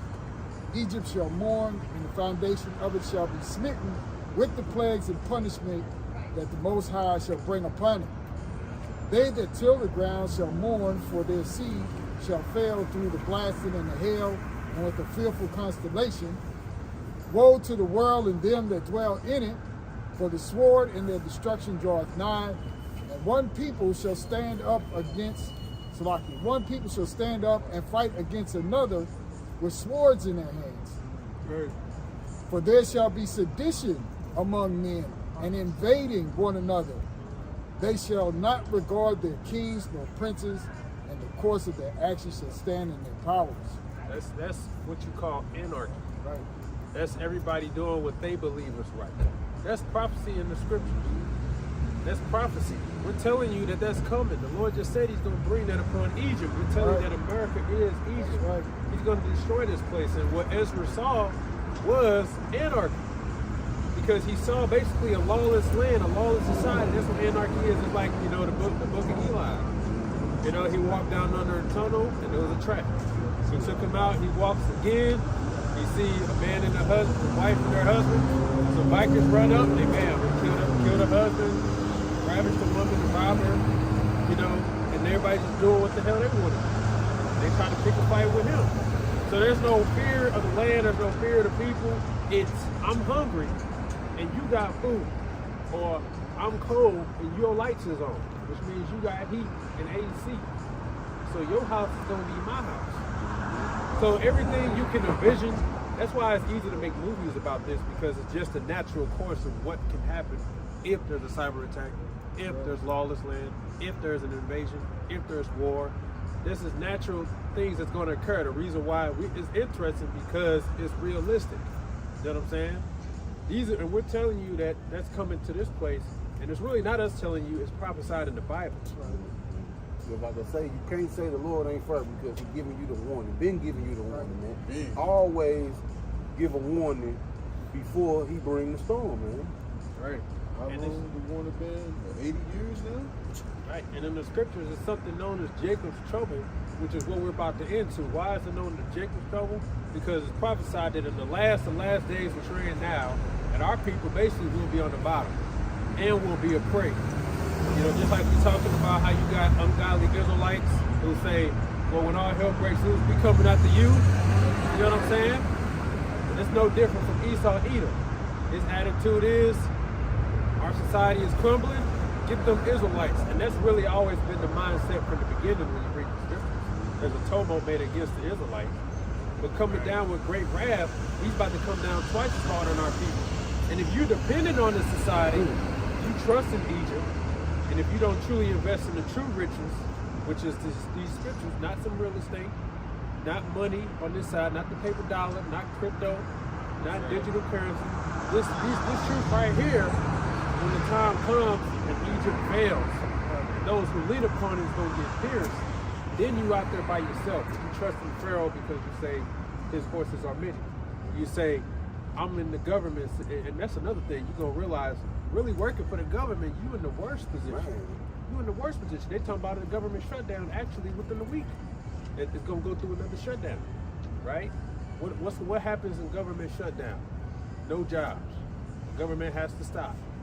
Right. They have to wait for Congress to vote on these 12 bills, right? And they're working for free for the most part. Mm-hmm. Right. But until they can get that figured out, those who work in the government, you gotta sit down. Every time I go to the bank, it's primarily women there. And they look the most comfortable. Why? Because they working for a bank. They're thinking, I'm working for a bank, I'm good. Little do you know, you the ones that's going to be the first ones to be in some shit, in some trouble. Because the day they fire your ass, they say, we don't need tellers no more. Shit. Now you like, well, damn, what I got, exactly. You work, the government. When Trump was in office, he had that motherfucker shut down for a whole 30 days, man. And you had women on camera, please open it so we can get back to work. We need to get back to work. And guess what? The guy that's working at the restaurant, he good. He's still going to work. But because you work for the government, you think you're the most safe, you're the most ones in fucking danger. You're the ones in danger. And when you look up the rules for a government shutdown, majority of those employees have to work for free.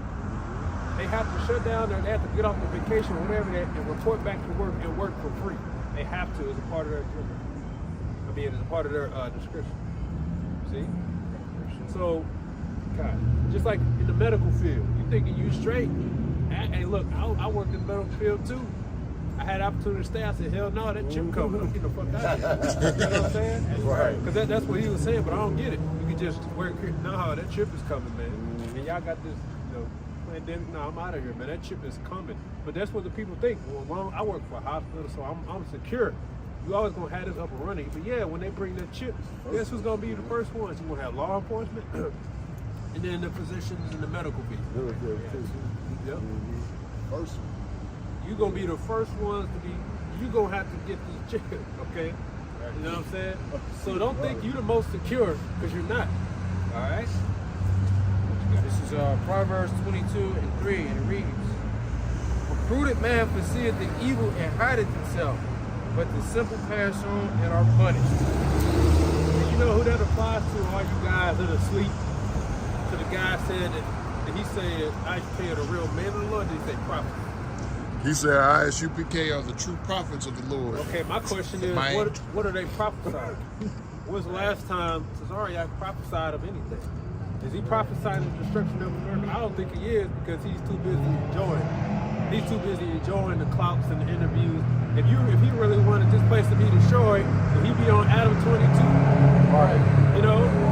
Like, why the hell are you even around a dude like Adam 22? Clout. Exactly. Like, Size man, you up, like yeah. Clout. Like Adam 22, that nigga got tattoos all over his body and face. This man letting this woman get plowed by other men on camera. Yeah, other men. Right. That's the content now. Cool. Yeah. Offered him you want my woman? Right. That's right. You never know, man. And not one time on camera have you even rebuked him with the scriptures. Yeah. You know what I'm saying? Because of clout. You got, Right. you got a lot of actors in this thing. They really don't want this place to be destroyed. They want it to go on. When Elder Pastor Hardin 2024, hopefully you're ejected trouble, we rejoice in that they don't. They're hopefully like, no, I hope we good. I hope we good. You know, like Slim Thug looking at they look like Slim Thug too. Slim Thug saying we everybody need to roll up their sleeve because we need to get back to normal. Well, is that any different from the other Slim Thugs who like saying the same thing? You need to take this. You need to take that because the white man wants you to live. No, it's because one, you don't really fear the Lord. You trust in the society. You want this place to go on. So what are you prophesying? That's the question. What are you prophesying? The true prophets are going to tell you this place is going to be destroyed. Egypt is going to bring up more draconian measures. For even the smallest of crimes. When you look up draconian measure, there was a Draco. He was doing the Roman Empire. He's known for his cruelty for even the smallest of crimes. For something you might get just verbally lashed about or a few strikes or payback, he'll just say, oh, just kill him. Because he thinking with enough killing, people wouldn't do evil. And that was just harsh. And we're telling you that this man is about to do it again. And the scriptures tell you that it's really that prophecy, which is what edifies. You get that from 1 Corinthians 14. What you get? God, I got Isaiah chapter 30, I'm gonna start at verse 8. It says, now go, write it before them in a table and note it in a book, that it may be for the time to come forever and ever, that this is a rebellious people, lying children, children that will not hear the law of the Lord, which say to the seers, see not, and to the prophets, prophesy unto us right things, prophesy not unto us right things, speak unto us smooth things, prophesy deceits. That's why people want to hear it, because my question I would be to any ISUPK member, I would say, well, what's your gripe with GMS? What's your problem you have with us? All because we're not under General Yohana? Well, why should we? What makes you different from us? The difference is we prophesying the destruction of America. I can't say what you all are doing. I would say you're doing the bidding of the wicked of these. Because we got an issue when your leaders talk about, okay, going to the devil to roll up your sleeve, we got an issue with that. Because we're dealing with the flock here. All right? How is it that this man ain't the devil no more all of a sudden? When you say that John the Baptist isn't a man of the Lord, we got an issue with that. Right? We got an issue with that. Because how is it that you can teach these things and you follow them, be okay with that. But you know that's a very close friend to the Lord. That's the the Lord's favorite prophet. Right. So for you to say that, we got an issue with that. So we're gonna deal with the scriptures. So I would say, what's your issue with GMS? Because we just prophesying. That's all we doing. And if anything, we giving you a warning. We warning that you're second in command over there to stay away from guys like Whack 100, which brothers believe he's an agent anyway. You know, what good is your leader? You know, Scripture says, "He that touches pitch will be defiled therewith." What good are you being defiled with the worldly individuals? You know what I'm saying? When you should be focused on the truth. Now that nigga talking about basically getting y'all into some shit. So he ain't gonna turn on us or put us in. He gonna come after somebody else himself. So why aren't you guys and your brothers here and say, hey, look, stay away from that. He's of the world and bringing out these scriptures. We're doing your job. You know what I'm saying? So to come on here and say they the real I would say, what are they prophesying? Now what do you have against GMS? Because we're telling you the truth.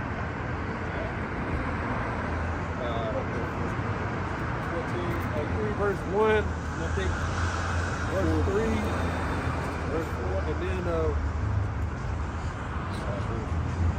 ahead. This is 1 Corinthians chapter 14, verse 1. Follow after charity and desire spiritual gifts, but rather that ye may prophesy. For he that speaketh in an unknown tongue speaketh not unto man, but unto Yahweh. For no man understandeth him. Howbeit in the spirit he speaketh mysteries. But he that prophesieth speaketh unto men to edification, and exhortation and comfort. And he that speaketh in an unknown tongue edifieth himself. But he that prophesieth edifieth the church. And let's see. Then verse 5 is good too. yeah, go ahead. And then verse 31. God. Verse 5, and I would that ye all spake with tongues, but rather that ye prophesied. For greater is he that prophesied than he that speaketh with tongues. Right. Except he interpret, that the church may receive edifying. Verse 31, reason it says, for ye may all prophesy one by one, that all may learn and all may be comforted. So you see, prophecy, it learns, everybody learns. It comforts, it exhorts, and it teaches. That's what the goal is here. That's what we do here. Right. You know, when's the last time your leader says, all right, I can prophesy anything. But you will hear him talk about worldly affairs and things today and games and stuff like that. Things that are not beneficial to the body. Not beneficial at all. And in fact, you ISUPK guys haven't eaten the whole roll. Because you still have an issue with Deuteronomy the 22nd chapter. In fact, you have an issue with Deuteronomy the 21st chapter about taking concubines of the other nations and spoils of war. Right. So you haven't eaten the whole roll. Yeah, they, if I'm not mistaken, which, you know, I've heard the ISUPK dude say that Ruth was an Israelite. She was not an Israelite, bro. Ruth was not an Israelite. She was a Moabite. Yeah, they issue with the concubines and the spoils of war, and they say, no, that's not talking about that. That's talking about she still got rights and all the other stuff. So basically, right. You're offended. You're offended that was a law. When we went to war, and you saw a woman, and you would take her your concubine. You can take her. Take her. You have her mourn her family 30 days. Yeah, shave her head and hair her nails. Yep. And now she's yours. She's yours, and you see that is her rights. You couldn't just take her. Like you gotta go through the process. Right. So she basically getting incorporated to be in her new life now, which is your one of your wives. Right. Yeah. Hey, don't even get me started on the rape doctrine. Yeah, they got issue with that. Well, it's not even a doctrine. It's just a protocol if rape was to happen. Like when you go into that scenario, it's 3 different scenarios. Okay. One, you know, she was betrothed. Another one, she got taken. Okay. And you know, and if she had a man, if she cried out or she didn't cry out, then you take those measures. You know, hey, see, hey, right there, Baphomet, right there, devil. Proudly proclaim. Right? Satanist. Walking like Slender Man. Sacrifice animals.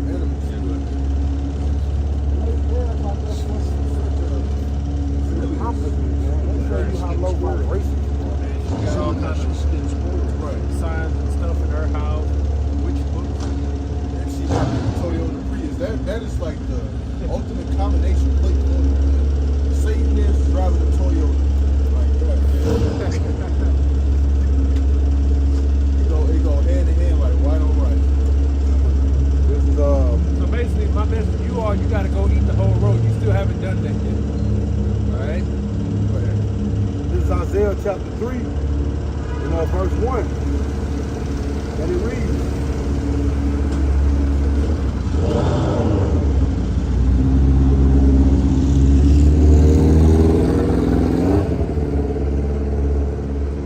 for behold, the Lord of hosts is going to take away from Jerusalem and from Judah the stay and the staff, the whole stay of bread and the whole stay of water, the mighty man and the man of war, the judge and the prophet, and the prudent and the ancient. All right, so you take away from food and the state of staff, food and water, which goes into support, right? Because our people rely on Egypt for support.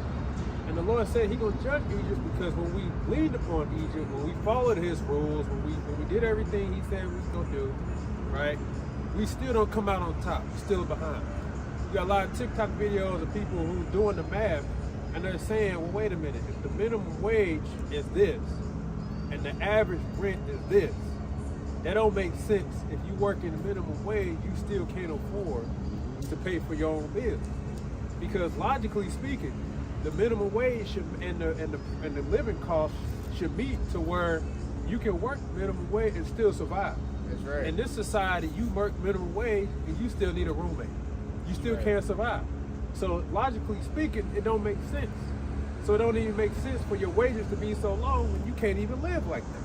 Right. So a lot of people are fuming and they're raging. They're realizing this is all one big goddamn scam. Right. Yeah, like you remember you was showing us those Manhattan apartments. Oh, man. Man, that shit. Like, who the hell want to live like that? Like, okay, got pretty much got a bedroom, got a sink and a stove all mixed in one. Then you got to go down the hall to use the shower. Like, get the hell out of here. Prison shit. Yeah. Thousands of dollars a month. Yeah, like what? Like wasn't it like it was like $2,500 a month just for that? Like just to say you live in New York. You know, that's a scam. Can't have no company. You can't even have a man. You imagine a brother having that in New York, man. Hey, all the occupants come here. Shit, we outside the damn apartment complex and shit. Shalom. Can't even own a vehicle. I mean, you can, but it's no point. Right. I wonder what the purpose. Do New York have personal property tax? I'm not really sure. They didn't use it. Okay. I don't know what they got now. Yeah, because all the money going towards the rent. Like they figure wouldn't nobody be able to afford it. Well, people in New York don't even, well, in the city, they don't even have cars. They just walk or bus or Bikes, taxi. Yeah. Like that's stupid, man. So like what does that tell you? Like where's the place to even put your car at? You know, like they was making a joke off of it off of Futurama. He was all like, Ferrari. He was all like, nobody drove in New York. Like, it was too much traffic. Hey, for real. Believe it or not, I mean, I guess that's what you call an oxymoron, but Yeah. you know, it's true. And if you did have a car, you parked it on the street whenever you could find a spot. You couldn't park, right in front of your building or nothing like that, because once you leave, it's gone. You know, you might have to park 4 or 5 blocks away somewhere and walk to your apartment. Oh man, that's crazy. They was showing that on Everybody Hate Chris too. Driving around till they see a park. My resident, every year. Fighting over the park. Ah, yeah. I feel that episode. So, I mean, Back in Isaiah chapter 3, in verse 3, the captain of 50 and the honorable man and the counselor, and the cunning artificer, and the eloquent orator. And I will give children to be their princes, and babes shall rule over them. And the people shall be oppressed, every one by another, and every one by his neighbor. The child shall behave himself proudly against the ancient, and the base against the honorable. When a man shall take hold of his brother of the house of his father, saying, Thou hast clothing, be thou our ruler, and let this ruin be under thy hand. In that day shall he swear, saying, I will not be an healer, for in my house is neither bread nor clothing. Make me not a ruler of the people, for Jerusalem is ruined, and Judah is fallen, because their tongue and their doings are against the Lord, to provoke the eyes of his glory. The show of their countenance doeth witness against them, and they declare their sin is Sodom. They hide it not. Woe unto their souls, for they have rewarded evil unto themselves. Right, and that's what we're telling our people. Part of the judgment that's going to come upon Jacob's trouble, the reason why the Lord is going to let it get that bad is because of our people's transgressions against the Lord. Okay? First of all, they hear us out here teaching to them, and they smack the hand. We ain't got no dealings with that. We don't care about them. Like going back to that Whack 100 cat, he done told them guys several times over, I'm a worldly nigga. I don't care about that. I care about here and now. I'm an American. He's telling you straight up, down, I don't care about the scriptures. I don't care about righteousness. I care about the here and now. I like Egypt, right? So the Lord said, okay, you gonna feel it. Just like we telling our people as well, look, y'all gotta stop committing the iniquities that you've been committing, right? And understand what's right and what's wrong. And then you tell them what's right and what's wrong, and they say, I still want to do it because it's pleasurable to me. So the Lord said, okay, well, I'm going to judge you then, right? Because it's really because they don't want to turn back to the Lord and have a good heart towards them. You can't expect a full 180, and you perfect Israelite. You got to have an attempt towards that. It's a blessing if you can. Look, fuck this. I ain't doing it no more. That's a blessing. The scripture tell you, the angels rejoice over one sinner repenting. But it's about turning back and understanding that, first of all, you got to let go of this society. That's one of the hardest things for our people to do is to let go of this society. Another thing that's hard for them to do is to deny themselves, right? You see a lot of Israelites today, these Israelite celebrities, such as say like Tazariak. The reason they don't want to hurt them to our message because they have to deny themselves. Denying yourselves means you have to put your own drives and ambitions to the back, to the side, and say, what's the will of my Lord? That's really hard for somebody to do, really hard. Because we're in this flesh, you have things you may want to do, but those things you want to do may not line up with prophecy. You may not have time for this truth and what you want to do. And it's really hard for men to let that go. Because bottom line is, the truth requires sacrifice. You're going to have to sacrifice something in some way, shape, or form. Everybody did. We've all had dreams and opportunities, plenty of opportunities that came upon our way where if we wanted to, we could have took it, but it would take us maybe out of this space. It'll have us doing something we ain't got no business doing. We ain't going to focus on the scriptures. Right. And lining up the beard or whatever. Anything, maybe going to school in this country. Brothers had opportunities to travel here and live here and all that other stuff, but it's because we believe in the scriptures is what drove us and many men to say, no, I can't go that route because I believe what's coming. Right. And that shows you the power of belief. And that's why the scripture says, man, all right, for the most part, salvation is easy because you believe in what's written. That right there is what's going to get you saved. Because you believe what's written. Yeah, a lot of jakes they overthink it. I think the truth is, but they overcomplicate the truth. I should say. What's the scripture where it says like the Lord gonna make your burden, but the Lord's burden is light? Was it Matthew 16? Yeah, it's believing on the word. and it shapes your decisions and shape how you move and think. Because now everything you're doing, you consider the scriptures. You know, how many of us had a good opportunity with what we think would be a good opportunity with some woman or whatever the case is? We say, you know what? The Lord probably don't want me to go down that path. You know, you start to think about the scriptures and everything, and you believe His word. But it takes for you to believe in order to make that decision. Many Jakes don't believe. That's why they say, no, I could still be Hebrew and Israelite from the block. I mean, from the block. I could still be preacher, but I can still be, I don't know, you know, J Block from the hood. Still. Yes. Zikari real nigga. Yeah, I can still be. I'm still chief priest, but don't fuck with me, though, 'cause I'm still from the hood. Yeah, You know, I got a Hellcat and a Glock. I got a beard, ball cap, and my French or something. yeah. So I'm gonna merge the Shit two. goofy. So we're gonna go to camp, but I ain't. Yeah, I got it. We're gonna go to camp, but I ain't gonna. I'm still have my strap. I still got the fitted cap. You know, I'm looking. You know what I'm saying? So I can merge the two. I can do both. No, you have to shed off that old you, put on the new you, and the new you embodies you walking in the stead of your Hamashai. And this is our strength, man. This is how you get your, you can say, your respect or whatever the case is. You come out here and you teach the truth. But to denying yourself is saying, well, wait a minute. I want to be able to push my name and myself. I want to be looked at as a celebrity. I want to uplift myself. And I don't want to have to sacrifice that. So, tell you what, I love the world and I also love the truth, so I'm going to merge the two. Where the scripture says you cannot have two masters. And it's very easy. Jake think they can beat that. They all think they can beat that. I'm pretty sure Michael Jordan thought he could beat that.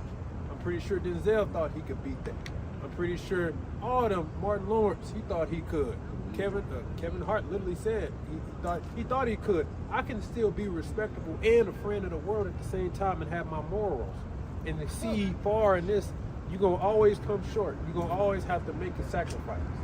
And what has been proven is that the scriptures, people tend to let go of the scriptures. They compromise according to the scriptures to advance themselves in this world. Show me one Israelite in this world today who's highly respected by everybody and still kept his integrity in this world. You ain't gonna be able to find them. Because for Esau, Edom to elevate them, they gonna have to get stripped of your morals. It ain't gonna happen. So eventually you're gonna meet, you're gonna be met with the gatekeepers, and the gatekeepers are gonna say, bow to us. And the few say, nah, fuck that, I'm going over here.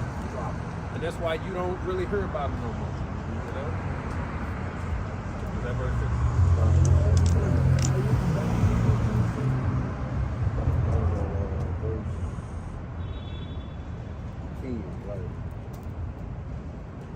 Back in verse 10 of Isaiah chapter 3, say ye to the righteous that it shall be well with him, for they shall eat the fruit of their doing.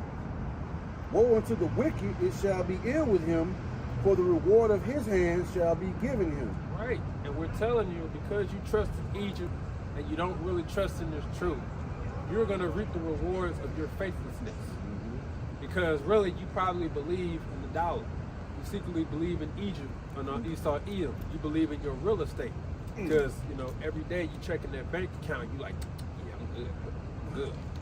Okay, so that's going to be your shame. When Esau, Edom puts a block and say, you still want this, it's your money, but you got to take the chip. Yeah. You know, you got to take the chip.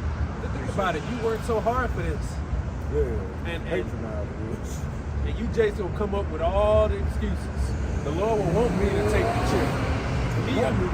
He understands that I got a family, and that's what's gonna kill me the most. Yeah. Little do everybody know that white Jesus says in the portrait, this guy right here, he's basically just a do as thou will spirit. You know, like every time when Jake do anything, he say, oh well, Jesus would want me to have this. Nah, nigga, you want that. You know what I'm saying? I got a precept. This is Matthew 11:28, and it reads, come unto me, all ye that labor and are heavily laden, and I will give you rest. Take my yoke upon you and learn of me, for I am meek and lowly in heart, and ye shall find rest unto your souls. For my yoke is easy and my burden is light. Right? So yeah, hey, it's easy. You know, you got to keep it simple. Okay? Like, if you can get more money, get it. But if that's gonna get in the way of you serving your how about Shemi Shai, you know, because you got to know what you can and what you can't handle. You know, you got to be balanced in this thing. You know, is your time and energy going more towards folly or trying to get more money, or is it going towards your how about Shemi Shai? You know, it has to go towards your how about Shemi Shai. And it really, the truth really does make you free, because when you see we're this close at the end, your mind isn't concerned about what other people are concerned about. Because, you know, I'm around Jakes and they're concerned, they're always talking about the same thing, politics, right? They're talking about the age of Trump and retirement. I don't know what's been going on, but I've seen so many of these. It's basically a house on wheels. I need one of them. That's the new housing market. Man, that's the Jacob Trouble special. I'll take that. And say, look, we should all put our money together, by the way. I'll take one of those. Say, fuck Esau. You know what I'm saying? I'm out of here. You know what I'm saying? Just Yeah, invest. gas gonna go up. $100 a gallon. Yeah, nigga. Right. Find a way to live around, not pay me. Right. Yeah, you got a lot of Edomites that got like whole things full of gas. You know, like they've been prepping for years. Shit, this Edomite, he live off grid. This man got a like some kind of tree house built in the forest, where it's like mirrors built around it, so like it reflects all the trees around it and shit. So it's like you walking in the forest, you will look at it and you wouldn't notice it's there and shit. Right. It's like trees, yeah. That's what's up, hidden in plain sight. Yep. Back in Isaiah chapter 3. Oh yeah, the point I make, because Jake's out here around often talks about the same things. Retirement, you know what I'm saying? You need to invest in this so you can be good 10 years from now, 20 years from now. You know, when you find you a good woman, your children, you need to worry about this, that, and that. In my mind, I'm just like, I'm not thinking about none of that shit. Yeah. And your mind is free. Like, I just did my taxes, what was it, yesterday, broke even for the first. Oh, but you know what, next year if you want, you can put more in. They'll wait. I'm like, look, I don't got to pay. That's all I need to know. I don't give a fuck about nothing else. I don't care about bringing home a fat stack. I'm not worried about next year, hustling it up, daily bread. I don't owe you motherfuckers, I'm good. That's all I'm worried about. I'm free from the thought of the burden and all that. I know that around the corner is our Lord. I'm not worried about it. But you see, that's the type of vibration you're going to get when you visit GMS video. You're going to get hastened in the coming of the day. We can't say that about ISUPK or IUIC. You get this relaxed, we're going to be here, everything's going to be all right. You get this family building, relaxed spirit. That's what you get. Israelite party, y'all. Israelite party, chicken party. It was a chicken competition. You know what I'm saying? That's the type of vibration you get from the other. Days of Noah. Making merchandise. That's right. Somebody get that Days of Noah in Matthew 24. $200 for a pass. So, what's going to happen? Can you, 1 Thessalonians chapter 5, I believe that's the piece of saying that one. What's going to happen is that relaxed spirit is going to come as a snare into you, because when it actually hits the fan, you're going to lose it because you weren't prepared, and the people to blame is the people you follow. That's the people you're going to This is the book of Matthew chapter 24 and verse 36. But of that day and hour knoweth no man, no, not the angels of heaven, but my Father only. But as the days of Noah were, so shall also the Son of Man be. For as in the days that were before the flood, they were eating and drinking, marrying and giving in marriage, until the day that Noah entered into the ark, and knew not until the flood came and took them all away, so shall also the coming of the Son of Man be. It's going to happen again, man. And it all depends on what your mindset is, right? You got to be in the mindset of Noah. Build your spiritual ark so that you can withstand the flood, right? Because even Noah didn't know. He just waited for the commandment. Now's the time. Go in, right? You get ridiculed and all that, and you talking shit. You know they was talking shit. Oh, yeah, laughing. Like, You ain't no rain. we getting in the marriage, and the giving in the marriage, that whole thing, you thinking about the future, you know? Mhm. Having weddings, just because you having weddings and stuff don't necessarily mean things are good now. So, you know, them guys in purple always talking about the weddings, and they put weddings on the internet. That don't mean things are all good, Right. right? And which, you know, like, it's cool if you meet a woman, a good woman that love you and vice versa. Like, we were saying that. But the way how y'all doing it, like, that's just the only thing. Like, you looking for, this, you know, this kingdom to be your stability. You know what I'm saying? Deep down, that's what you think. And we see it in your actions. You're really relaxed. You know, the sisters over there, they just do fun stuff like, let's go around and see who understands this verse. Like, is this real Bible, AI Bible? They do stuff like that for fun. And they just doing it for fun. There ain't no hastening the day over there. They just having a calm, relax. This is fun. I like coming here. And that's a lot of things with you guys, especially in that group. You just like the fact that you know, you got somewhere to go. You got somewhere to go. You can be around Israelites. You know, y'all have fun, laughter, and all the other stuff. But the doctrine to you is least important. If you, as long as you happy with where you at. So you don't care about the name. You don't care about the doctrine of that. You don't care about the hell doctrine.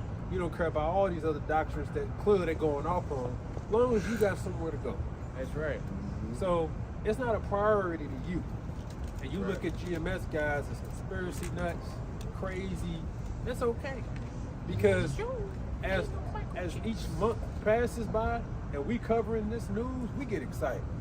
We get excited. Do we have to sit down every now and then and accept, and it's about to get rough? Yeah. Of course. I think like when the sea hip come in June, because I'm pretty sure that's the month it's gonna come in. More cold. Right? Yeah, I'm pretty sure. I want to see the look on their face, man. I want to see the video that he gonna try to put up to justify this, man. See what he gonna say, man. Man, your views are gonna go up a lot. GMS coming right to the comment board. Okay? Right. You coming right to the comment board. Once they even mention the word chip, that's what I want. You know? It ain't the chip. Hey, don't try to think this is the MOTV though. It's a small device. This is 1 Thessalonians chapter 5, and I just started verse 1. And it reads, "But of the times and seasons, brethren, ye have no need that I write unto you. For yourselves know perfectly that that day of the Lord so cometh as a thief in the night. For when they shall say peace and safety, then sudden destruction cometh upon them, as travail upon a woman with child, they shall not escape." So when peace and safety, then sudden destruction. So you don't want to be deceived by what seems to be good. Because you should be thinking, well, it was the same thing in days of Noah. They were marrying, eating, feasting, and then the Lord brought the destruction. So just because there may be, quote, good times doesn't necessarily mean things are good. You understand? So your spirit should always be watching and hastening in the coming of the day. That's what it should be, man. This is what we're telling you. This is what we're warning you about. Them cuts in D.C., I hope that goes through. But what about the people that's the Lord gonna make sure his elect is covered? Are you just saying that you ain't in D.C.? Well, look, I hope it comes here. I hope it comes here.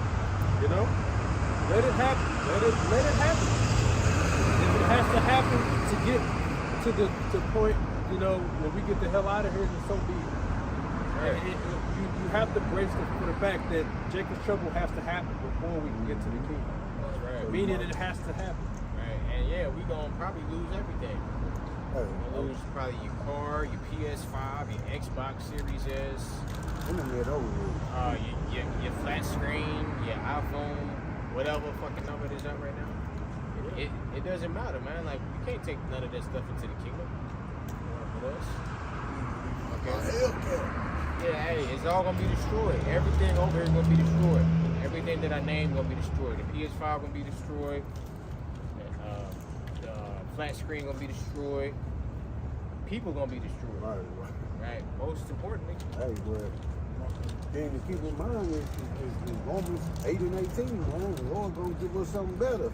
That's right. You can't even imagine how far better and on a way higher level the things the Lord gonna give us, man. That's right. Hey, For even enduring on this side.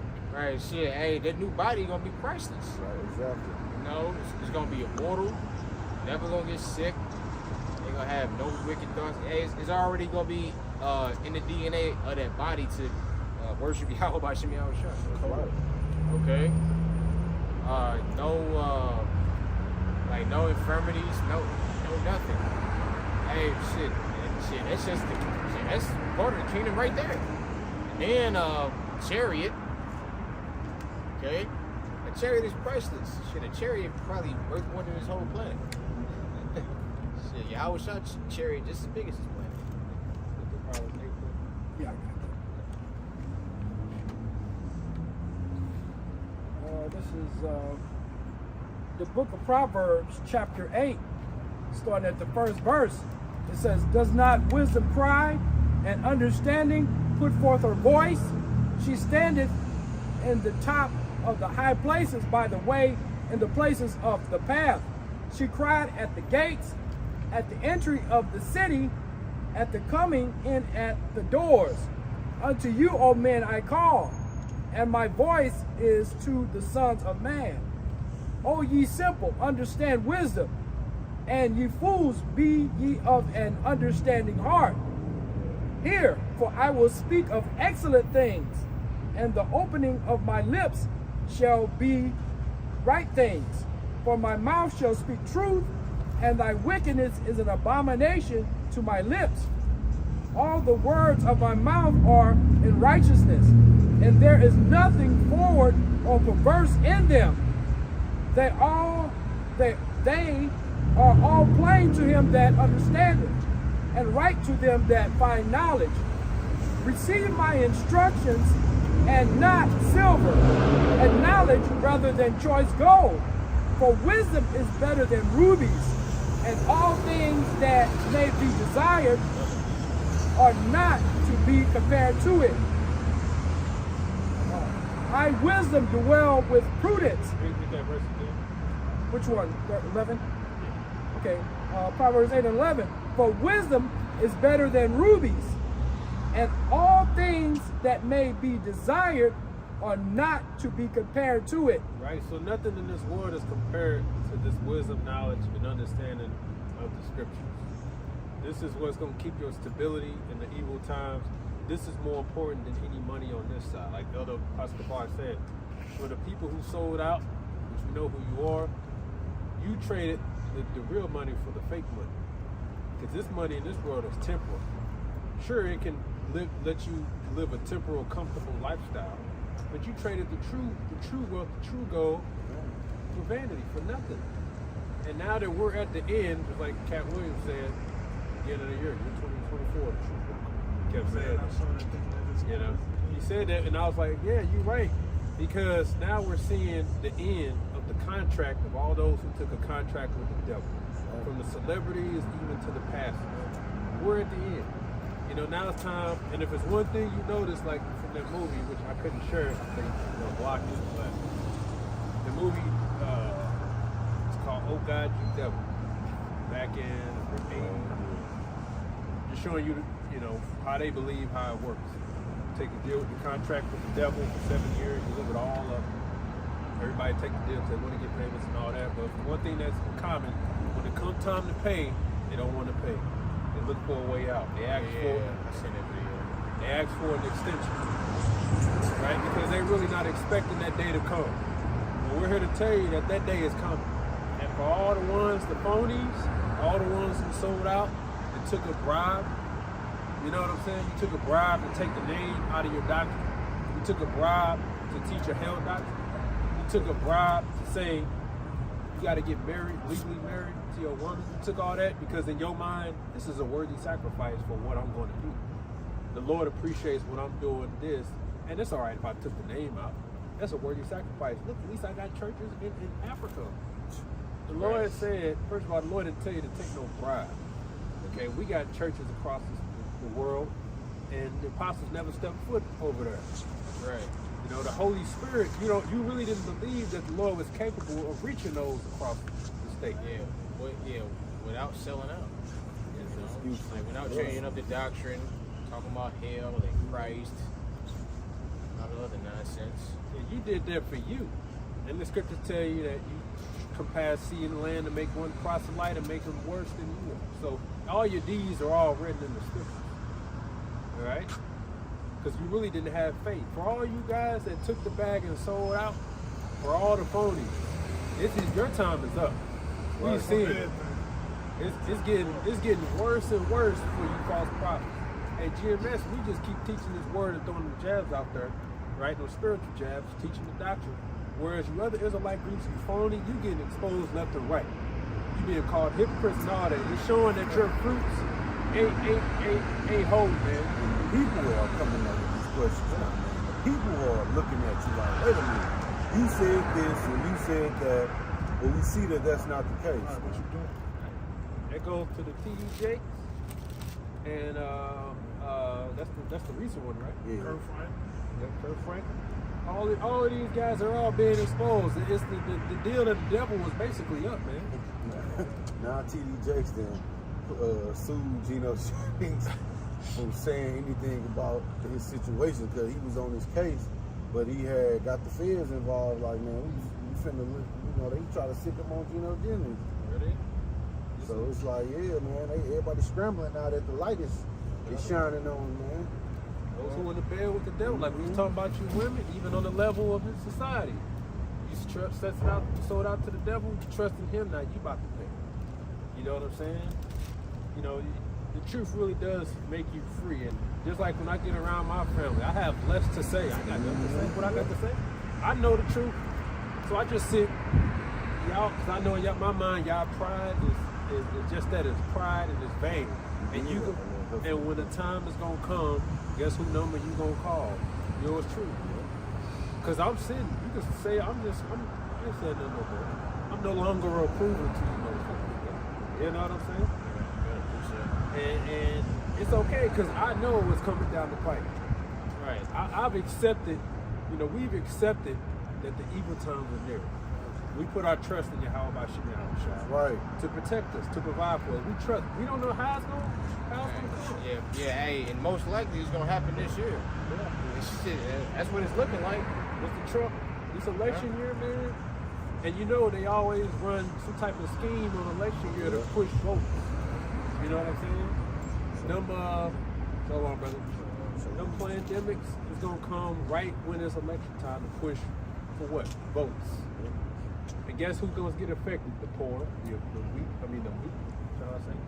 That's what they got going on. I've seen a lot of this, these so-called black women. I don't care what nobody say. I'm leaning towards Trump now, because, well, this man dropped some shoes and y'all just lose y'all mind, and now talking about he a criminal just like, Right. I'm like, oh, man. Yeah, like I seen that shit. Like he said, like black people like him more since he got locked up or whatever. Niggas for Trump. Yeah. Man, that shit crazy. What do you say? I'm a nigga and I'm for Trump. Those are guys trusting Egypt. You can't just save them people, man. You just let them. It's like, okay, Trump, get them. You just gotta let them perish, man. Yeah. They literally don't see it. And to the people that's enlightened, that's awakened to this truth, we like, how can y'all not see this? Like, do you even believe in the Lord? Like, damn.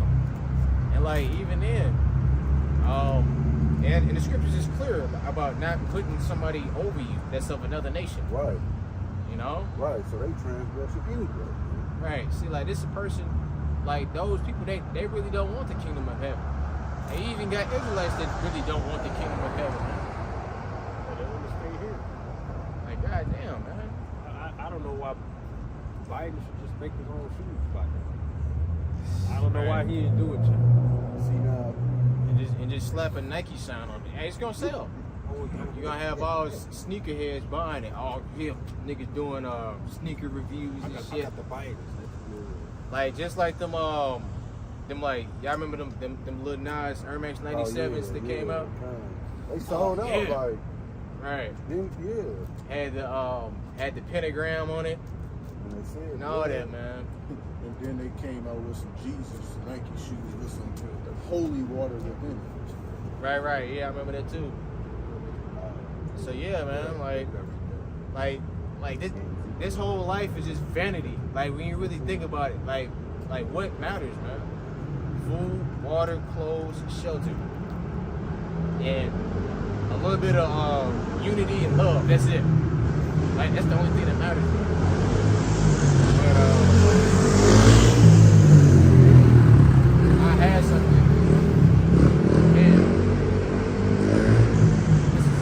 Matthew 7:15, beware of false prophets which come to you in sheep's clothing, but inwardly they are ravening wolves. You shall know them by their fruits. Do men gather grapes of thorns or figs of thistles?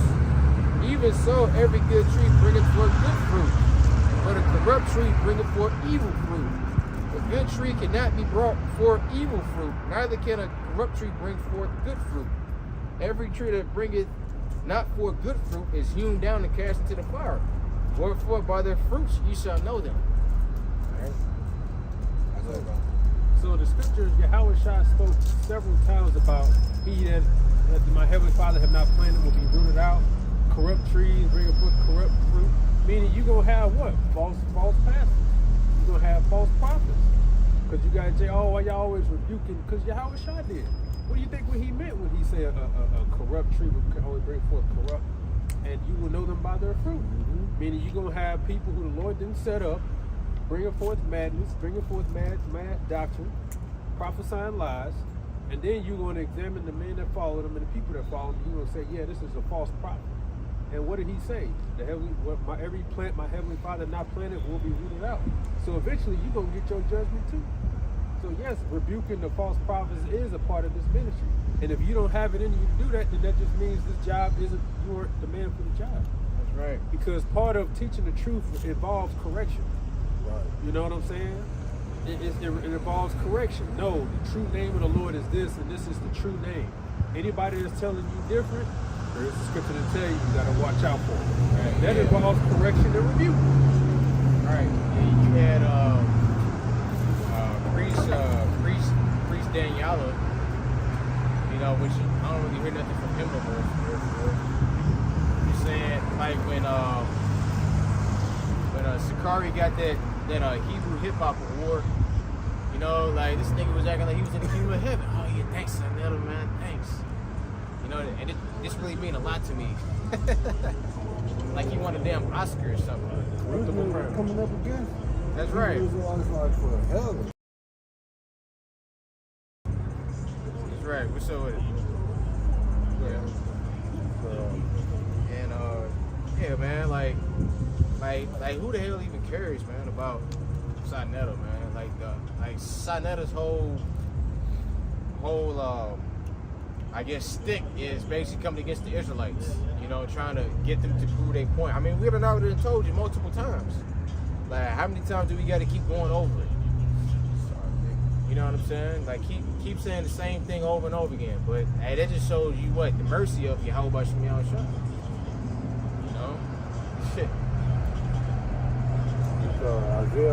Back in Isaiah chapter 3, in verse 12. As for my people, children are their oppressors, and women rule over them. O my people, they which lead thee, cause thee to err, and destroy the way of thy path. Right, they which lead thee, cause thee to err. See, you got a lot of false pastors and a lot of false leaders causing our people to err. So we have to call them out. And those people really are telling you that they're bringing you really back to Egypt. You know what I'm saying? Ezekiel 13. Yeah, I had it. Okay. Hey, You know? I mean, it's like when you get on them, that's how blind they are. When you get on them and expose the wolves in sheep clothing, they get mad at you. I know. Like, okay, you know, like, shit, Jake look at you like a fucking party pooper. Yeah. You know, ah, man, you disturbing my sleep. You know? Guess what? It's like, oh, go ahead, bro. So like, the next 5 steps is death, man. That's right. And then if somebody warning you, you get mad at the person warning you. Right. Hey, all right, you know, we passed the stage of getting mad and huffing and puffing, going back and forth. Hey, you don't take heed, then that's on you, man. Right. Man, this year, the Lord got so much in store for this year, the Lord's willing. And I'm enjoying every second of it, man. Right. I mean, because it's like when that whole whack 1000 thing going on, right? And you got brothers like Captain Zarek is a clown, you know. And in my mind, I say, hey, I hope y'all ain't gonna try to take y'all time to review, correct him. Fuck that. Let him get involved. You know, we done warned enough. And let them fall into let them see the rewards of their, you know, them going against the scriptures, right? Being unequally yoked with the unbeliever. We've been warning them for years. Let them see what happens, man. Fuck them. Fuck them. We done warned them for years. You know, some brothers go like, look, man, you need to stop it. I say, hey, look, fuck, we've been warning them for years. Let them fall into it. You know what I'm saying? It's at the point now where the Lord's gonna make he's gonna make a short work. You know, we're gonna see his work and the hell with trying to warn you motherfuckers anymore, man. You know what I'm saying? I'm talking about the ones who's supposed to know.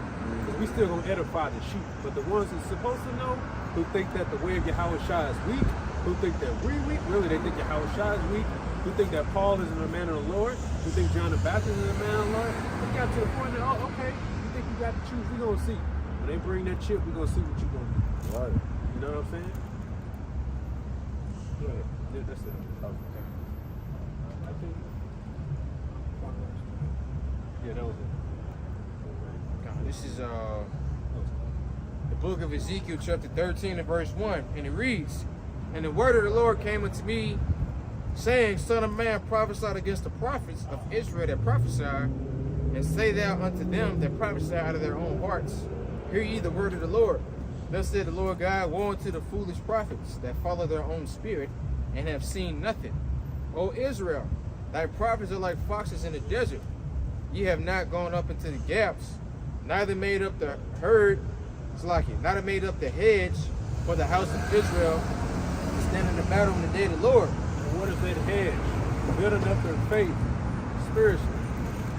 So to come out here and warn the people of the evil that's to come and say, thus saith the Lord, martial laws around the corner, anarchy is around the corner. They coming with the UN troops, they trying to make it permanent. Okay? You women who isolated yourselves, you believe in the system, you in trouble. You need to humble down, come back to the Lord. You're supposed to go out to the hedges and warn the people of what's to come and build them up spiritually. Not tell them to invest in crypto, not tell them to invest in some real estate, not get a bunker, anything like that. Invest in this truth. This, can you give me, I believe it's Isaiah 50. Yeah, because it's not 2008, man. It's not 2008 and 9. Okay. Oh. Yeah, this place about to get ready to be destroyed. It's real. Right? You're supposed to come out to the hedge and compel the people to come back in, and as the brother read, you prophesy to them so that all may learn. Because when you prophesy the destruction of Babylon, then you go into, well, why does Babylon have to be destroyed? Well, because they break the law, statutes, and commandments of the scriptures, and they have the Lord's chosen people. Who is the Lord's chosen people? The Israelites. What makes us special? The Lord chose us from the beginning. Bam.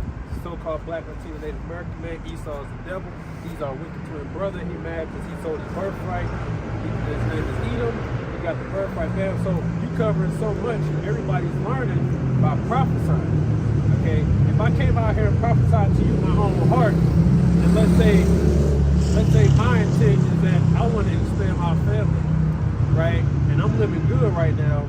I'm not going to tell you that America's going to be destroyed. I'm going to tell you we need to focus on marriages and building up the families in our communities. I'm going to tell you we need to build our own cities and stuff like that. That's what I'm going to tell you. And you're supposed to use the scriptures that says this guy's a false prophet. Okay, because he ain't prophesying the destruction of this place. If anything, I'm telling you, without telling you You got another 20 or so years. You know, without telling you, I'm telling you, let your hearts be at ease. You got another 20, 30 years, man. We gonna be all right. Jacob's trouble, you know. That's how they're not gonna tell you out of their own mouth. They're gonna prophesy to you what their heart desires by not going against, by not reading the scriptures. You know what I'm saying? Coming out here and talking about we got to get our people off drugs. That's the main priority. Don't worry about the name of the Lord. I'm a false prophet. You know what I'm saying? I'm no different than any other so-called black leader. You know what I'm saying? Jake just be looking for ways to not believe the scriptures. And Jake and the people who have itching ears, that's what I want to hear right there. Yeah. He talking about right.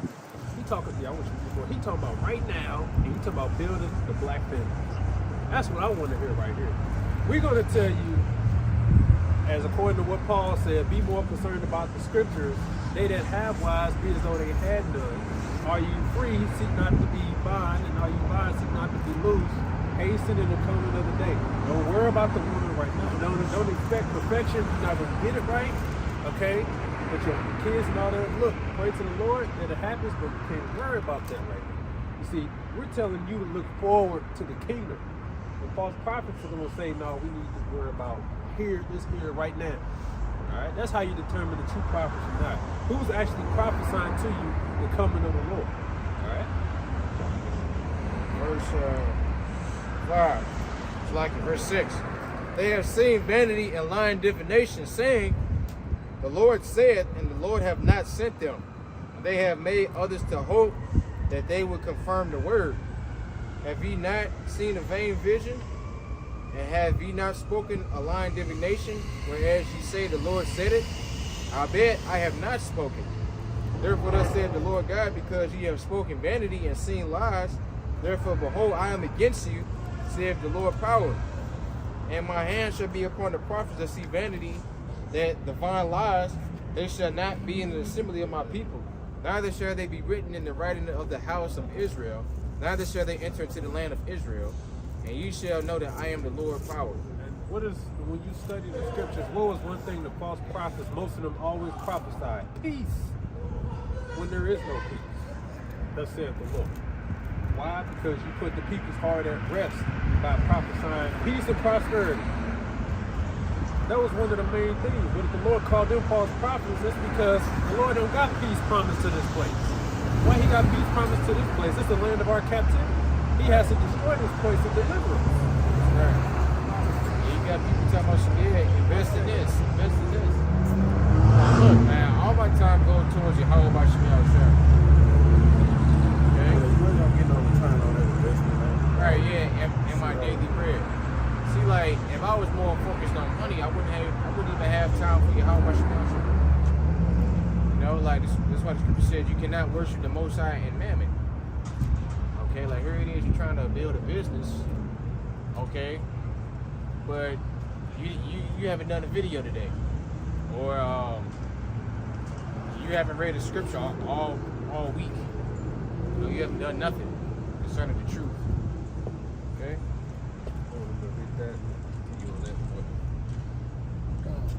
This is the book of Isaiah, chapter 55 and 1, and it reads, Ho, everyone that thirsteth, come ye to the waters. He that hath no money, come ye buy and eat. Yea, come buy wine and milk without money and without price.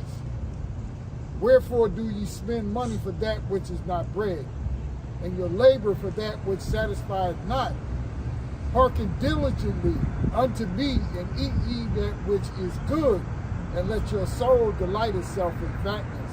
See, this is how you come and buy without money. You get a lawyer time. He said, hearken unto me. You listening, you believing. This is how you obtain, you eat of that holy bread, right? And be fed from the waters of everlasting, everlasting waters. How's it go? Fountains of everlasting waters. Is that how it goes? Okay. This is how you do this without money, by simply hearkening and believing. And you giving the Lord your time and your ear, and you saying, I believe. That's how you increase, That's how you get it. That's why the scripture says, buy the truth and sell it not. How do you buy the truth with your time? You know, you read, you study it, you believe what's written. You're looking at the prophecies, and you shaping the way you think and how you move based around the prophecies. Exactly. This is how you buy it with your time. You know what I'm saying? And our job, since we have it, we eat the whole road. We come out as commanded and let everybody else know. The elect of our people, because we know for the most part it's going to fall on deaf ears. The Lord equipped us with everything we need to go before our people and the other nations as well, because we got to stand before them too. We got to tell them their judgment too. So we telling Esau, Edom, look, you're going into slavery. Why? Because this, that, and that. Right? We're telling our people, if you don't want to hurt them, you're going to be destroyed because this, that, and that. Right. So we ain't going to get shocked when we say, well, why ain't the majority of our people listening? Because the Lord said 2/3 of our people don't be destroyed. Right? That's why the Lord said, shit, looking like a good hit. That's why the Lord said, blessed are your eyes for they see.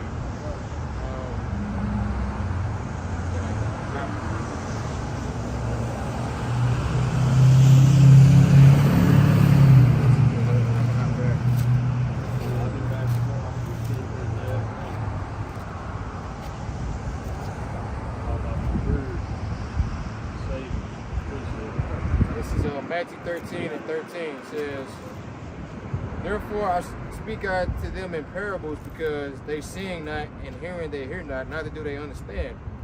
And in them is prophecy, and in them fulfilled is the prophecy of Isaiah, which said, by hearing you shall hear, and shall not understand, and seeing you shall see, and shall not perceive. But his people part is waxed gross, and their ears are dull of hearing, and their eyes they have closed, lest at any time that they should see with their eyes, and hear with their ears, and should understand with their heart, and should be converted, and I should heal them. But blessed are your eyes, for they see, and your ears, for they hear. Verily I say unto you that many prophets and righteous men have desired to see those things which ye see, and have not seen them, and to hear those things which ye hear, and have not heard them. That's right. So you got to understand, the Lord has blocked the understanding to 2/3 of our people. You know, why? Because the Lord already looked inside of them and he saw, you know, a vessel that's unfit to receive this gospel, to receive this word. Because of broken cistern, because of victory, whatever the reason, the Lord knows eventually he's going to tread it under his foot. He's going to eventually turn his back. And the Lord takes it personal when he goes out of his way to make himself known to you, only for you to take hold of it and then end up throwing it away for the world. The scripture says you're going to have it worse. You're gonna get beaten with a few stripes. You're gonna get beaten with more stripes than the scoffers, because you actually took something that was holy and gave it back to, you know, and basically said, this ain't it no more. All right. You basically saying that the Lord's wisdom, knowledge, and understanding of the scriptures is useless. Okay, you saying, yeah, I got a better idea. Like, no, man. That's why the Lord blocked the understanding for most of these people, because that's exactly what they've gone to do, because they have done it in the past. So the Lord said, blessed are your eyes for you see and understand. So understand that this is a gift, right? And you want to take hold on this treasure and store your treasures and invest in this so that you can reap from, you know, the whole point of a saver is to pull from it in time of trouble. You invest in this, and you're going to be able to pull from it in the kingdom, in the times of trouble, by one, believing your alms, your deeds, and everything you're doing. The scripture says that he is not forgetful to forget your works that you've done. He know what you've done. He remember everything you did in the truth. You don't even remember. You know, every now and then you may get a comment from a video that you did seven years ago. And the brother, thank you, brother, this is edifying. You don't even remember doing it. But obviously the Lord saw it, because he guided that brother to find that video and say, yeah. So, and that helped build him to say, yes, this is the truth. You know? So the Lord sees everything that you've done, and he's not going to forget, man. And he's looked upon you. He looked upon you, your family, your loved ones. You know? So you're gonna find comfort, man, when you accept this truth for what it is. That's why you really are going to be free. You're not burdened with the burdens of the world that they so concerned about, overly concerned about. The immigration, the cuts. You know what I'm saying? The people who ain't got this truth, they're overly concerned about this. You like good, let it happen. Prophecy. You know what I'm saying? That means we closer to home, man. Right. The more these prophecies come, the closer we are to the Lord changing us, man, and setting the world aright, man. We be tired of this shit. Yeah. You know. How should I feel like 2:7? On verse 7, we'll make that last move. Go ahead, read that. Ezekiel 11. This is Ezekiel chapter 11 and verse 1. And it reads, Moreover, the Spirit lifted me up and brought me unto the east gate of the Lord's house, which looketh eastward. And behold, at the door of the gate 25 men, among whom I saw Yazaniah, the son of Azur, and Pelatiah, the son of Benaiah, princes of the people. Then said he unto me, Son of man, these are the men that devise mischief and give wicked counsel in this city. So let's see what this wicked counsel in this city, this passing fucking dream, right? Go ahead. Verse 3, which say, it is not near, and let us build houses. This city is the cauldron, and we be the flesh. So that's a wicked counsel to basically prophesy peace. When you say it is not near, meaning the prophecy that the prophets are saying about the destruction and all that, it ain't near. We ain't gonna see it in our lifetime. And we gonna be long gone. Let us build. The city, we be the flesh and the city is the cauldron. Meaning, this is our comfort, this is our shield. The Lord said there's wicked counsel. Why? Because your mind isn't supposed to be to stay in Egypt.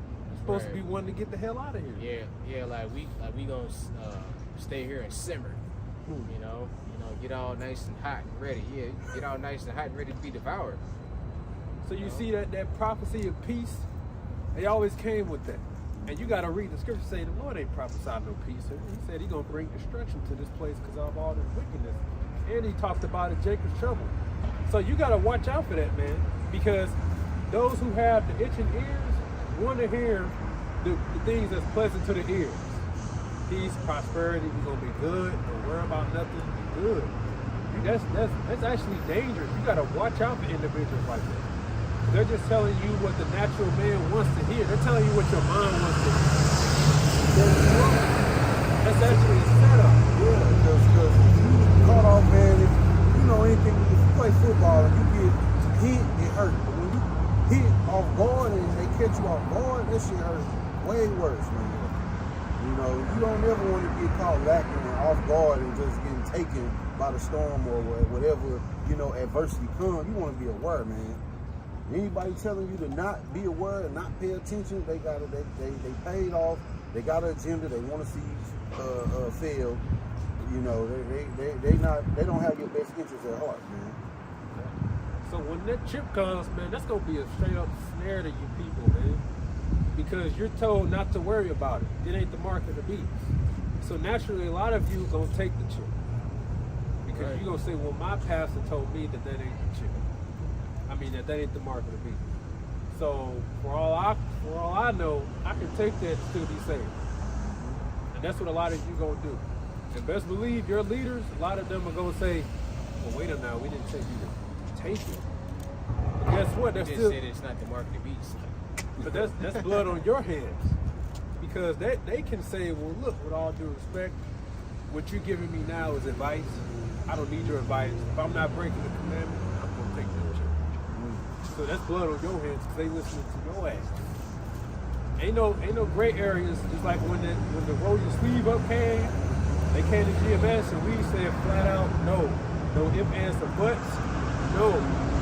But what if I lose my? I'm going to give you another one.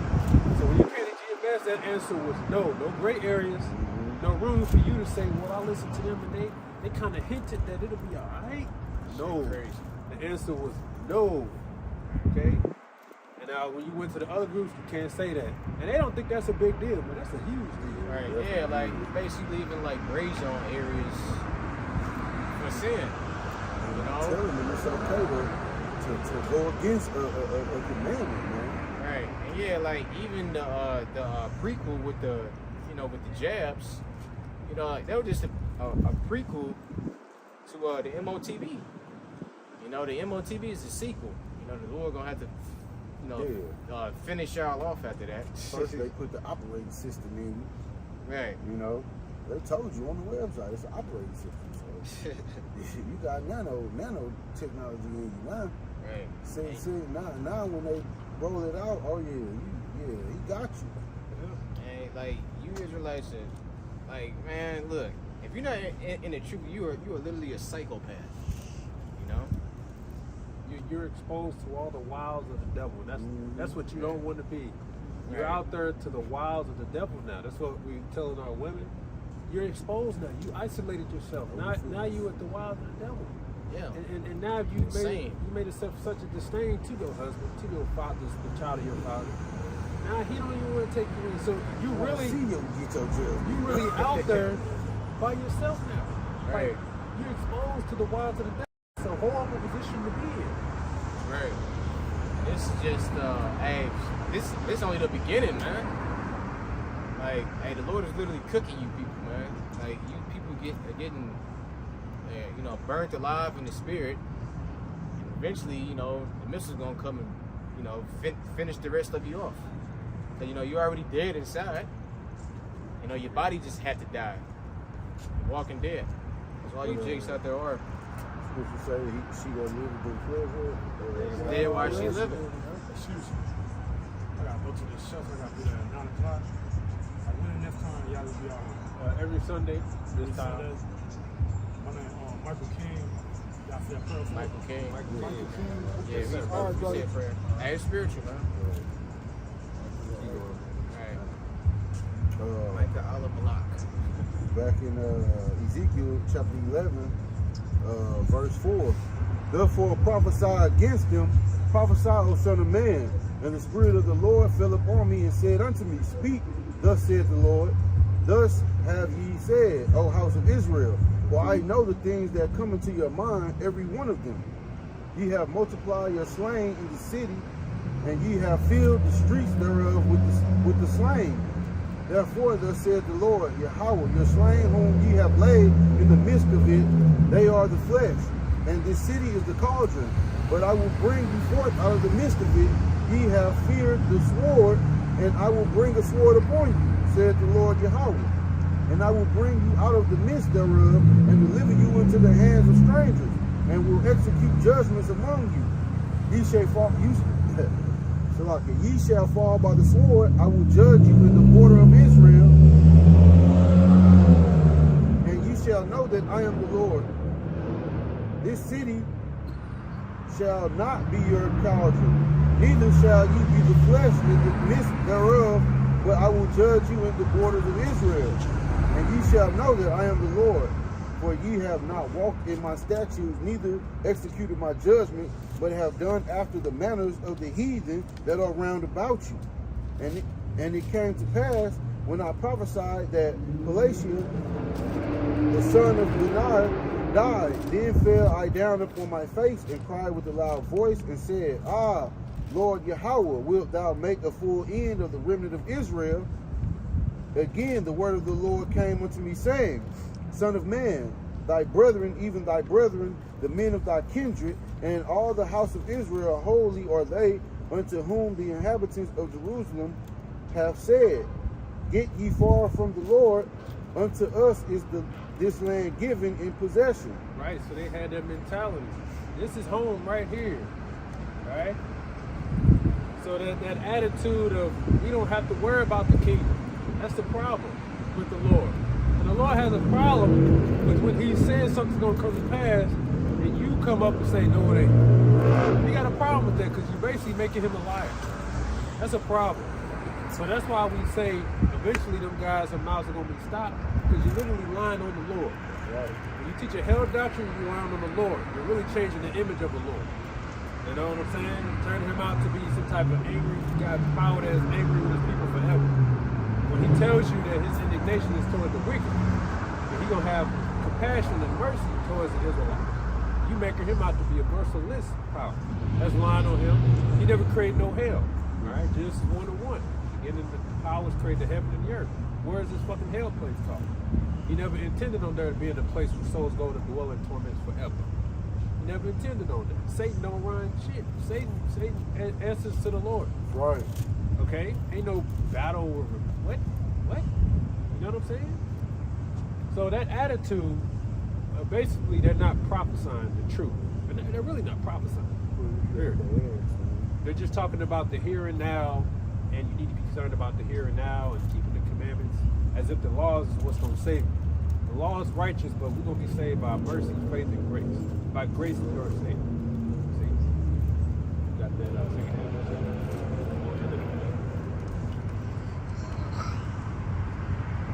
This is the book of 2nd Ezra, and I started at 6. Okay.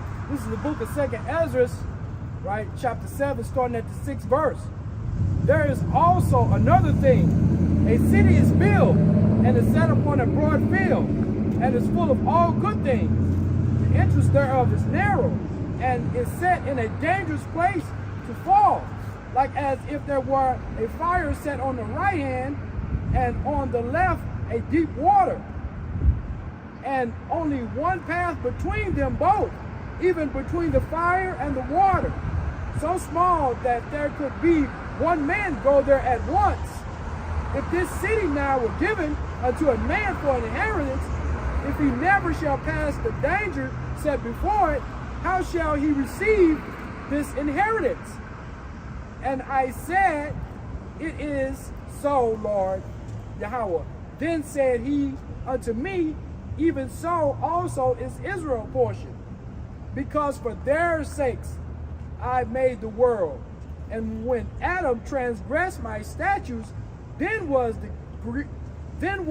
decreed that now is done. Then were the entrances of this world made narrow, full of sorrow and travail.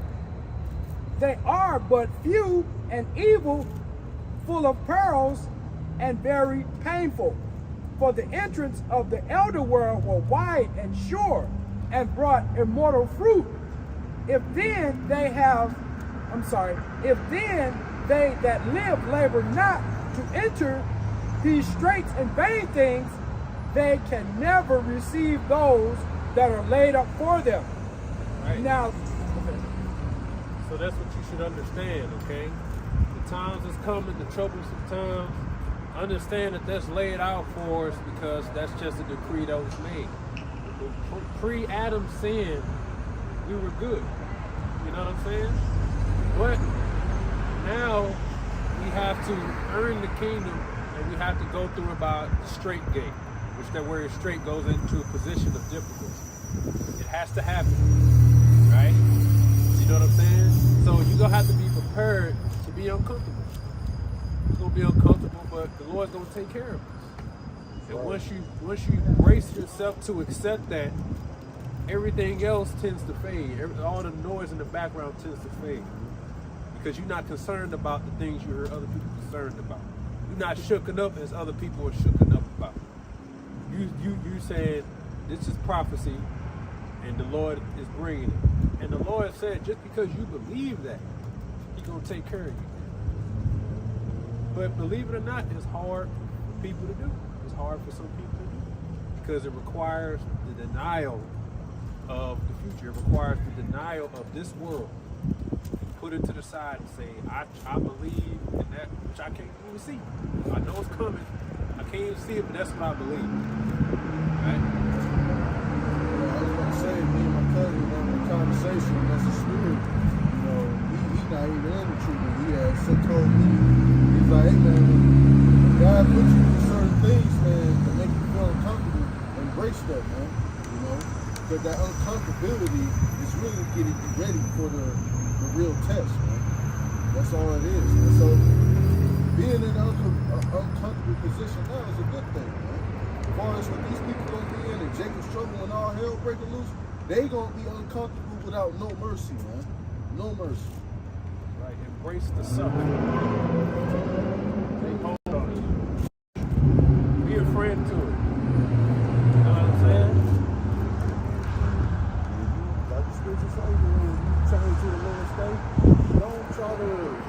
get up out of it and hurry up and rush it and just dwell in it, man. Just because the more you, like you said, be a friend to in that time of difficulty or you know, adversity, it just builds you up, man. Then when something really happens, it be like, oh, it ain't that bad. You know, it just, you know, you able to manage it well. You able to manage it better and be in that position of difficulty without being frantic and panicking, and you know, like the rest of these people gonna be, man. Right. Hey, food tastes better when it's cooked, man. Okay, so hey, the process that we gotta go through, we gotta go through that furnace of adversity to be purified, man. If you eat some raw ass meat, hell no, man. You gonna cook that shit, man. I mean, could the Lord have made it to where we just transitioned to the kingdom carefree? Yes, but that's not how you do it. Yeah, where would the appreciation be? That's what it's about. Appreciation. So he got it all laid out, man. You have to go through the hard to get there. The things that's coming to pass, it's necessity for us to get there. Hopefully you accept that, or grow to accept that. You know? Any last statement? Alright. So with that, we're gonna give our praises to Yahweh. Hashem, Yahweh Shai, Ba'Shem, Kakadash. Ball.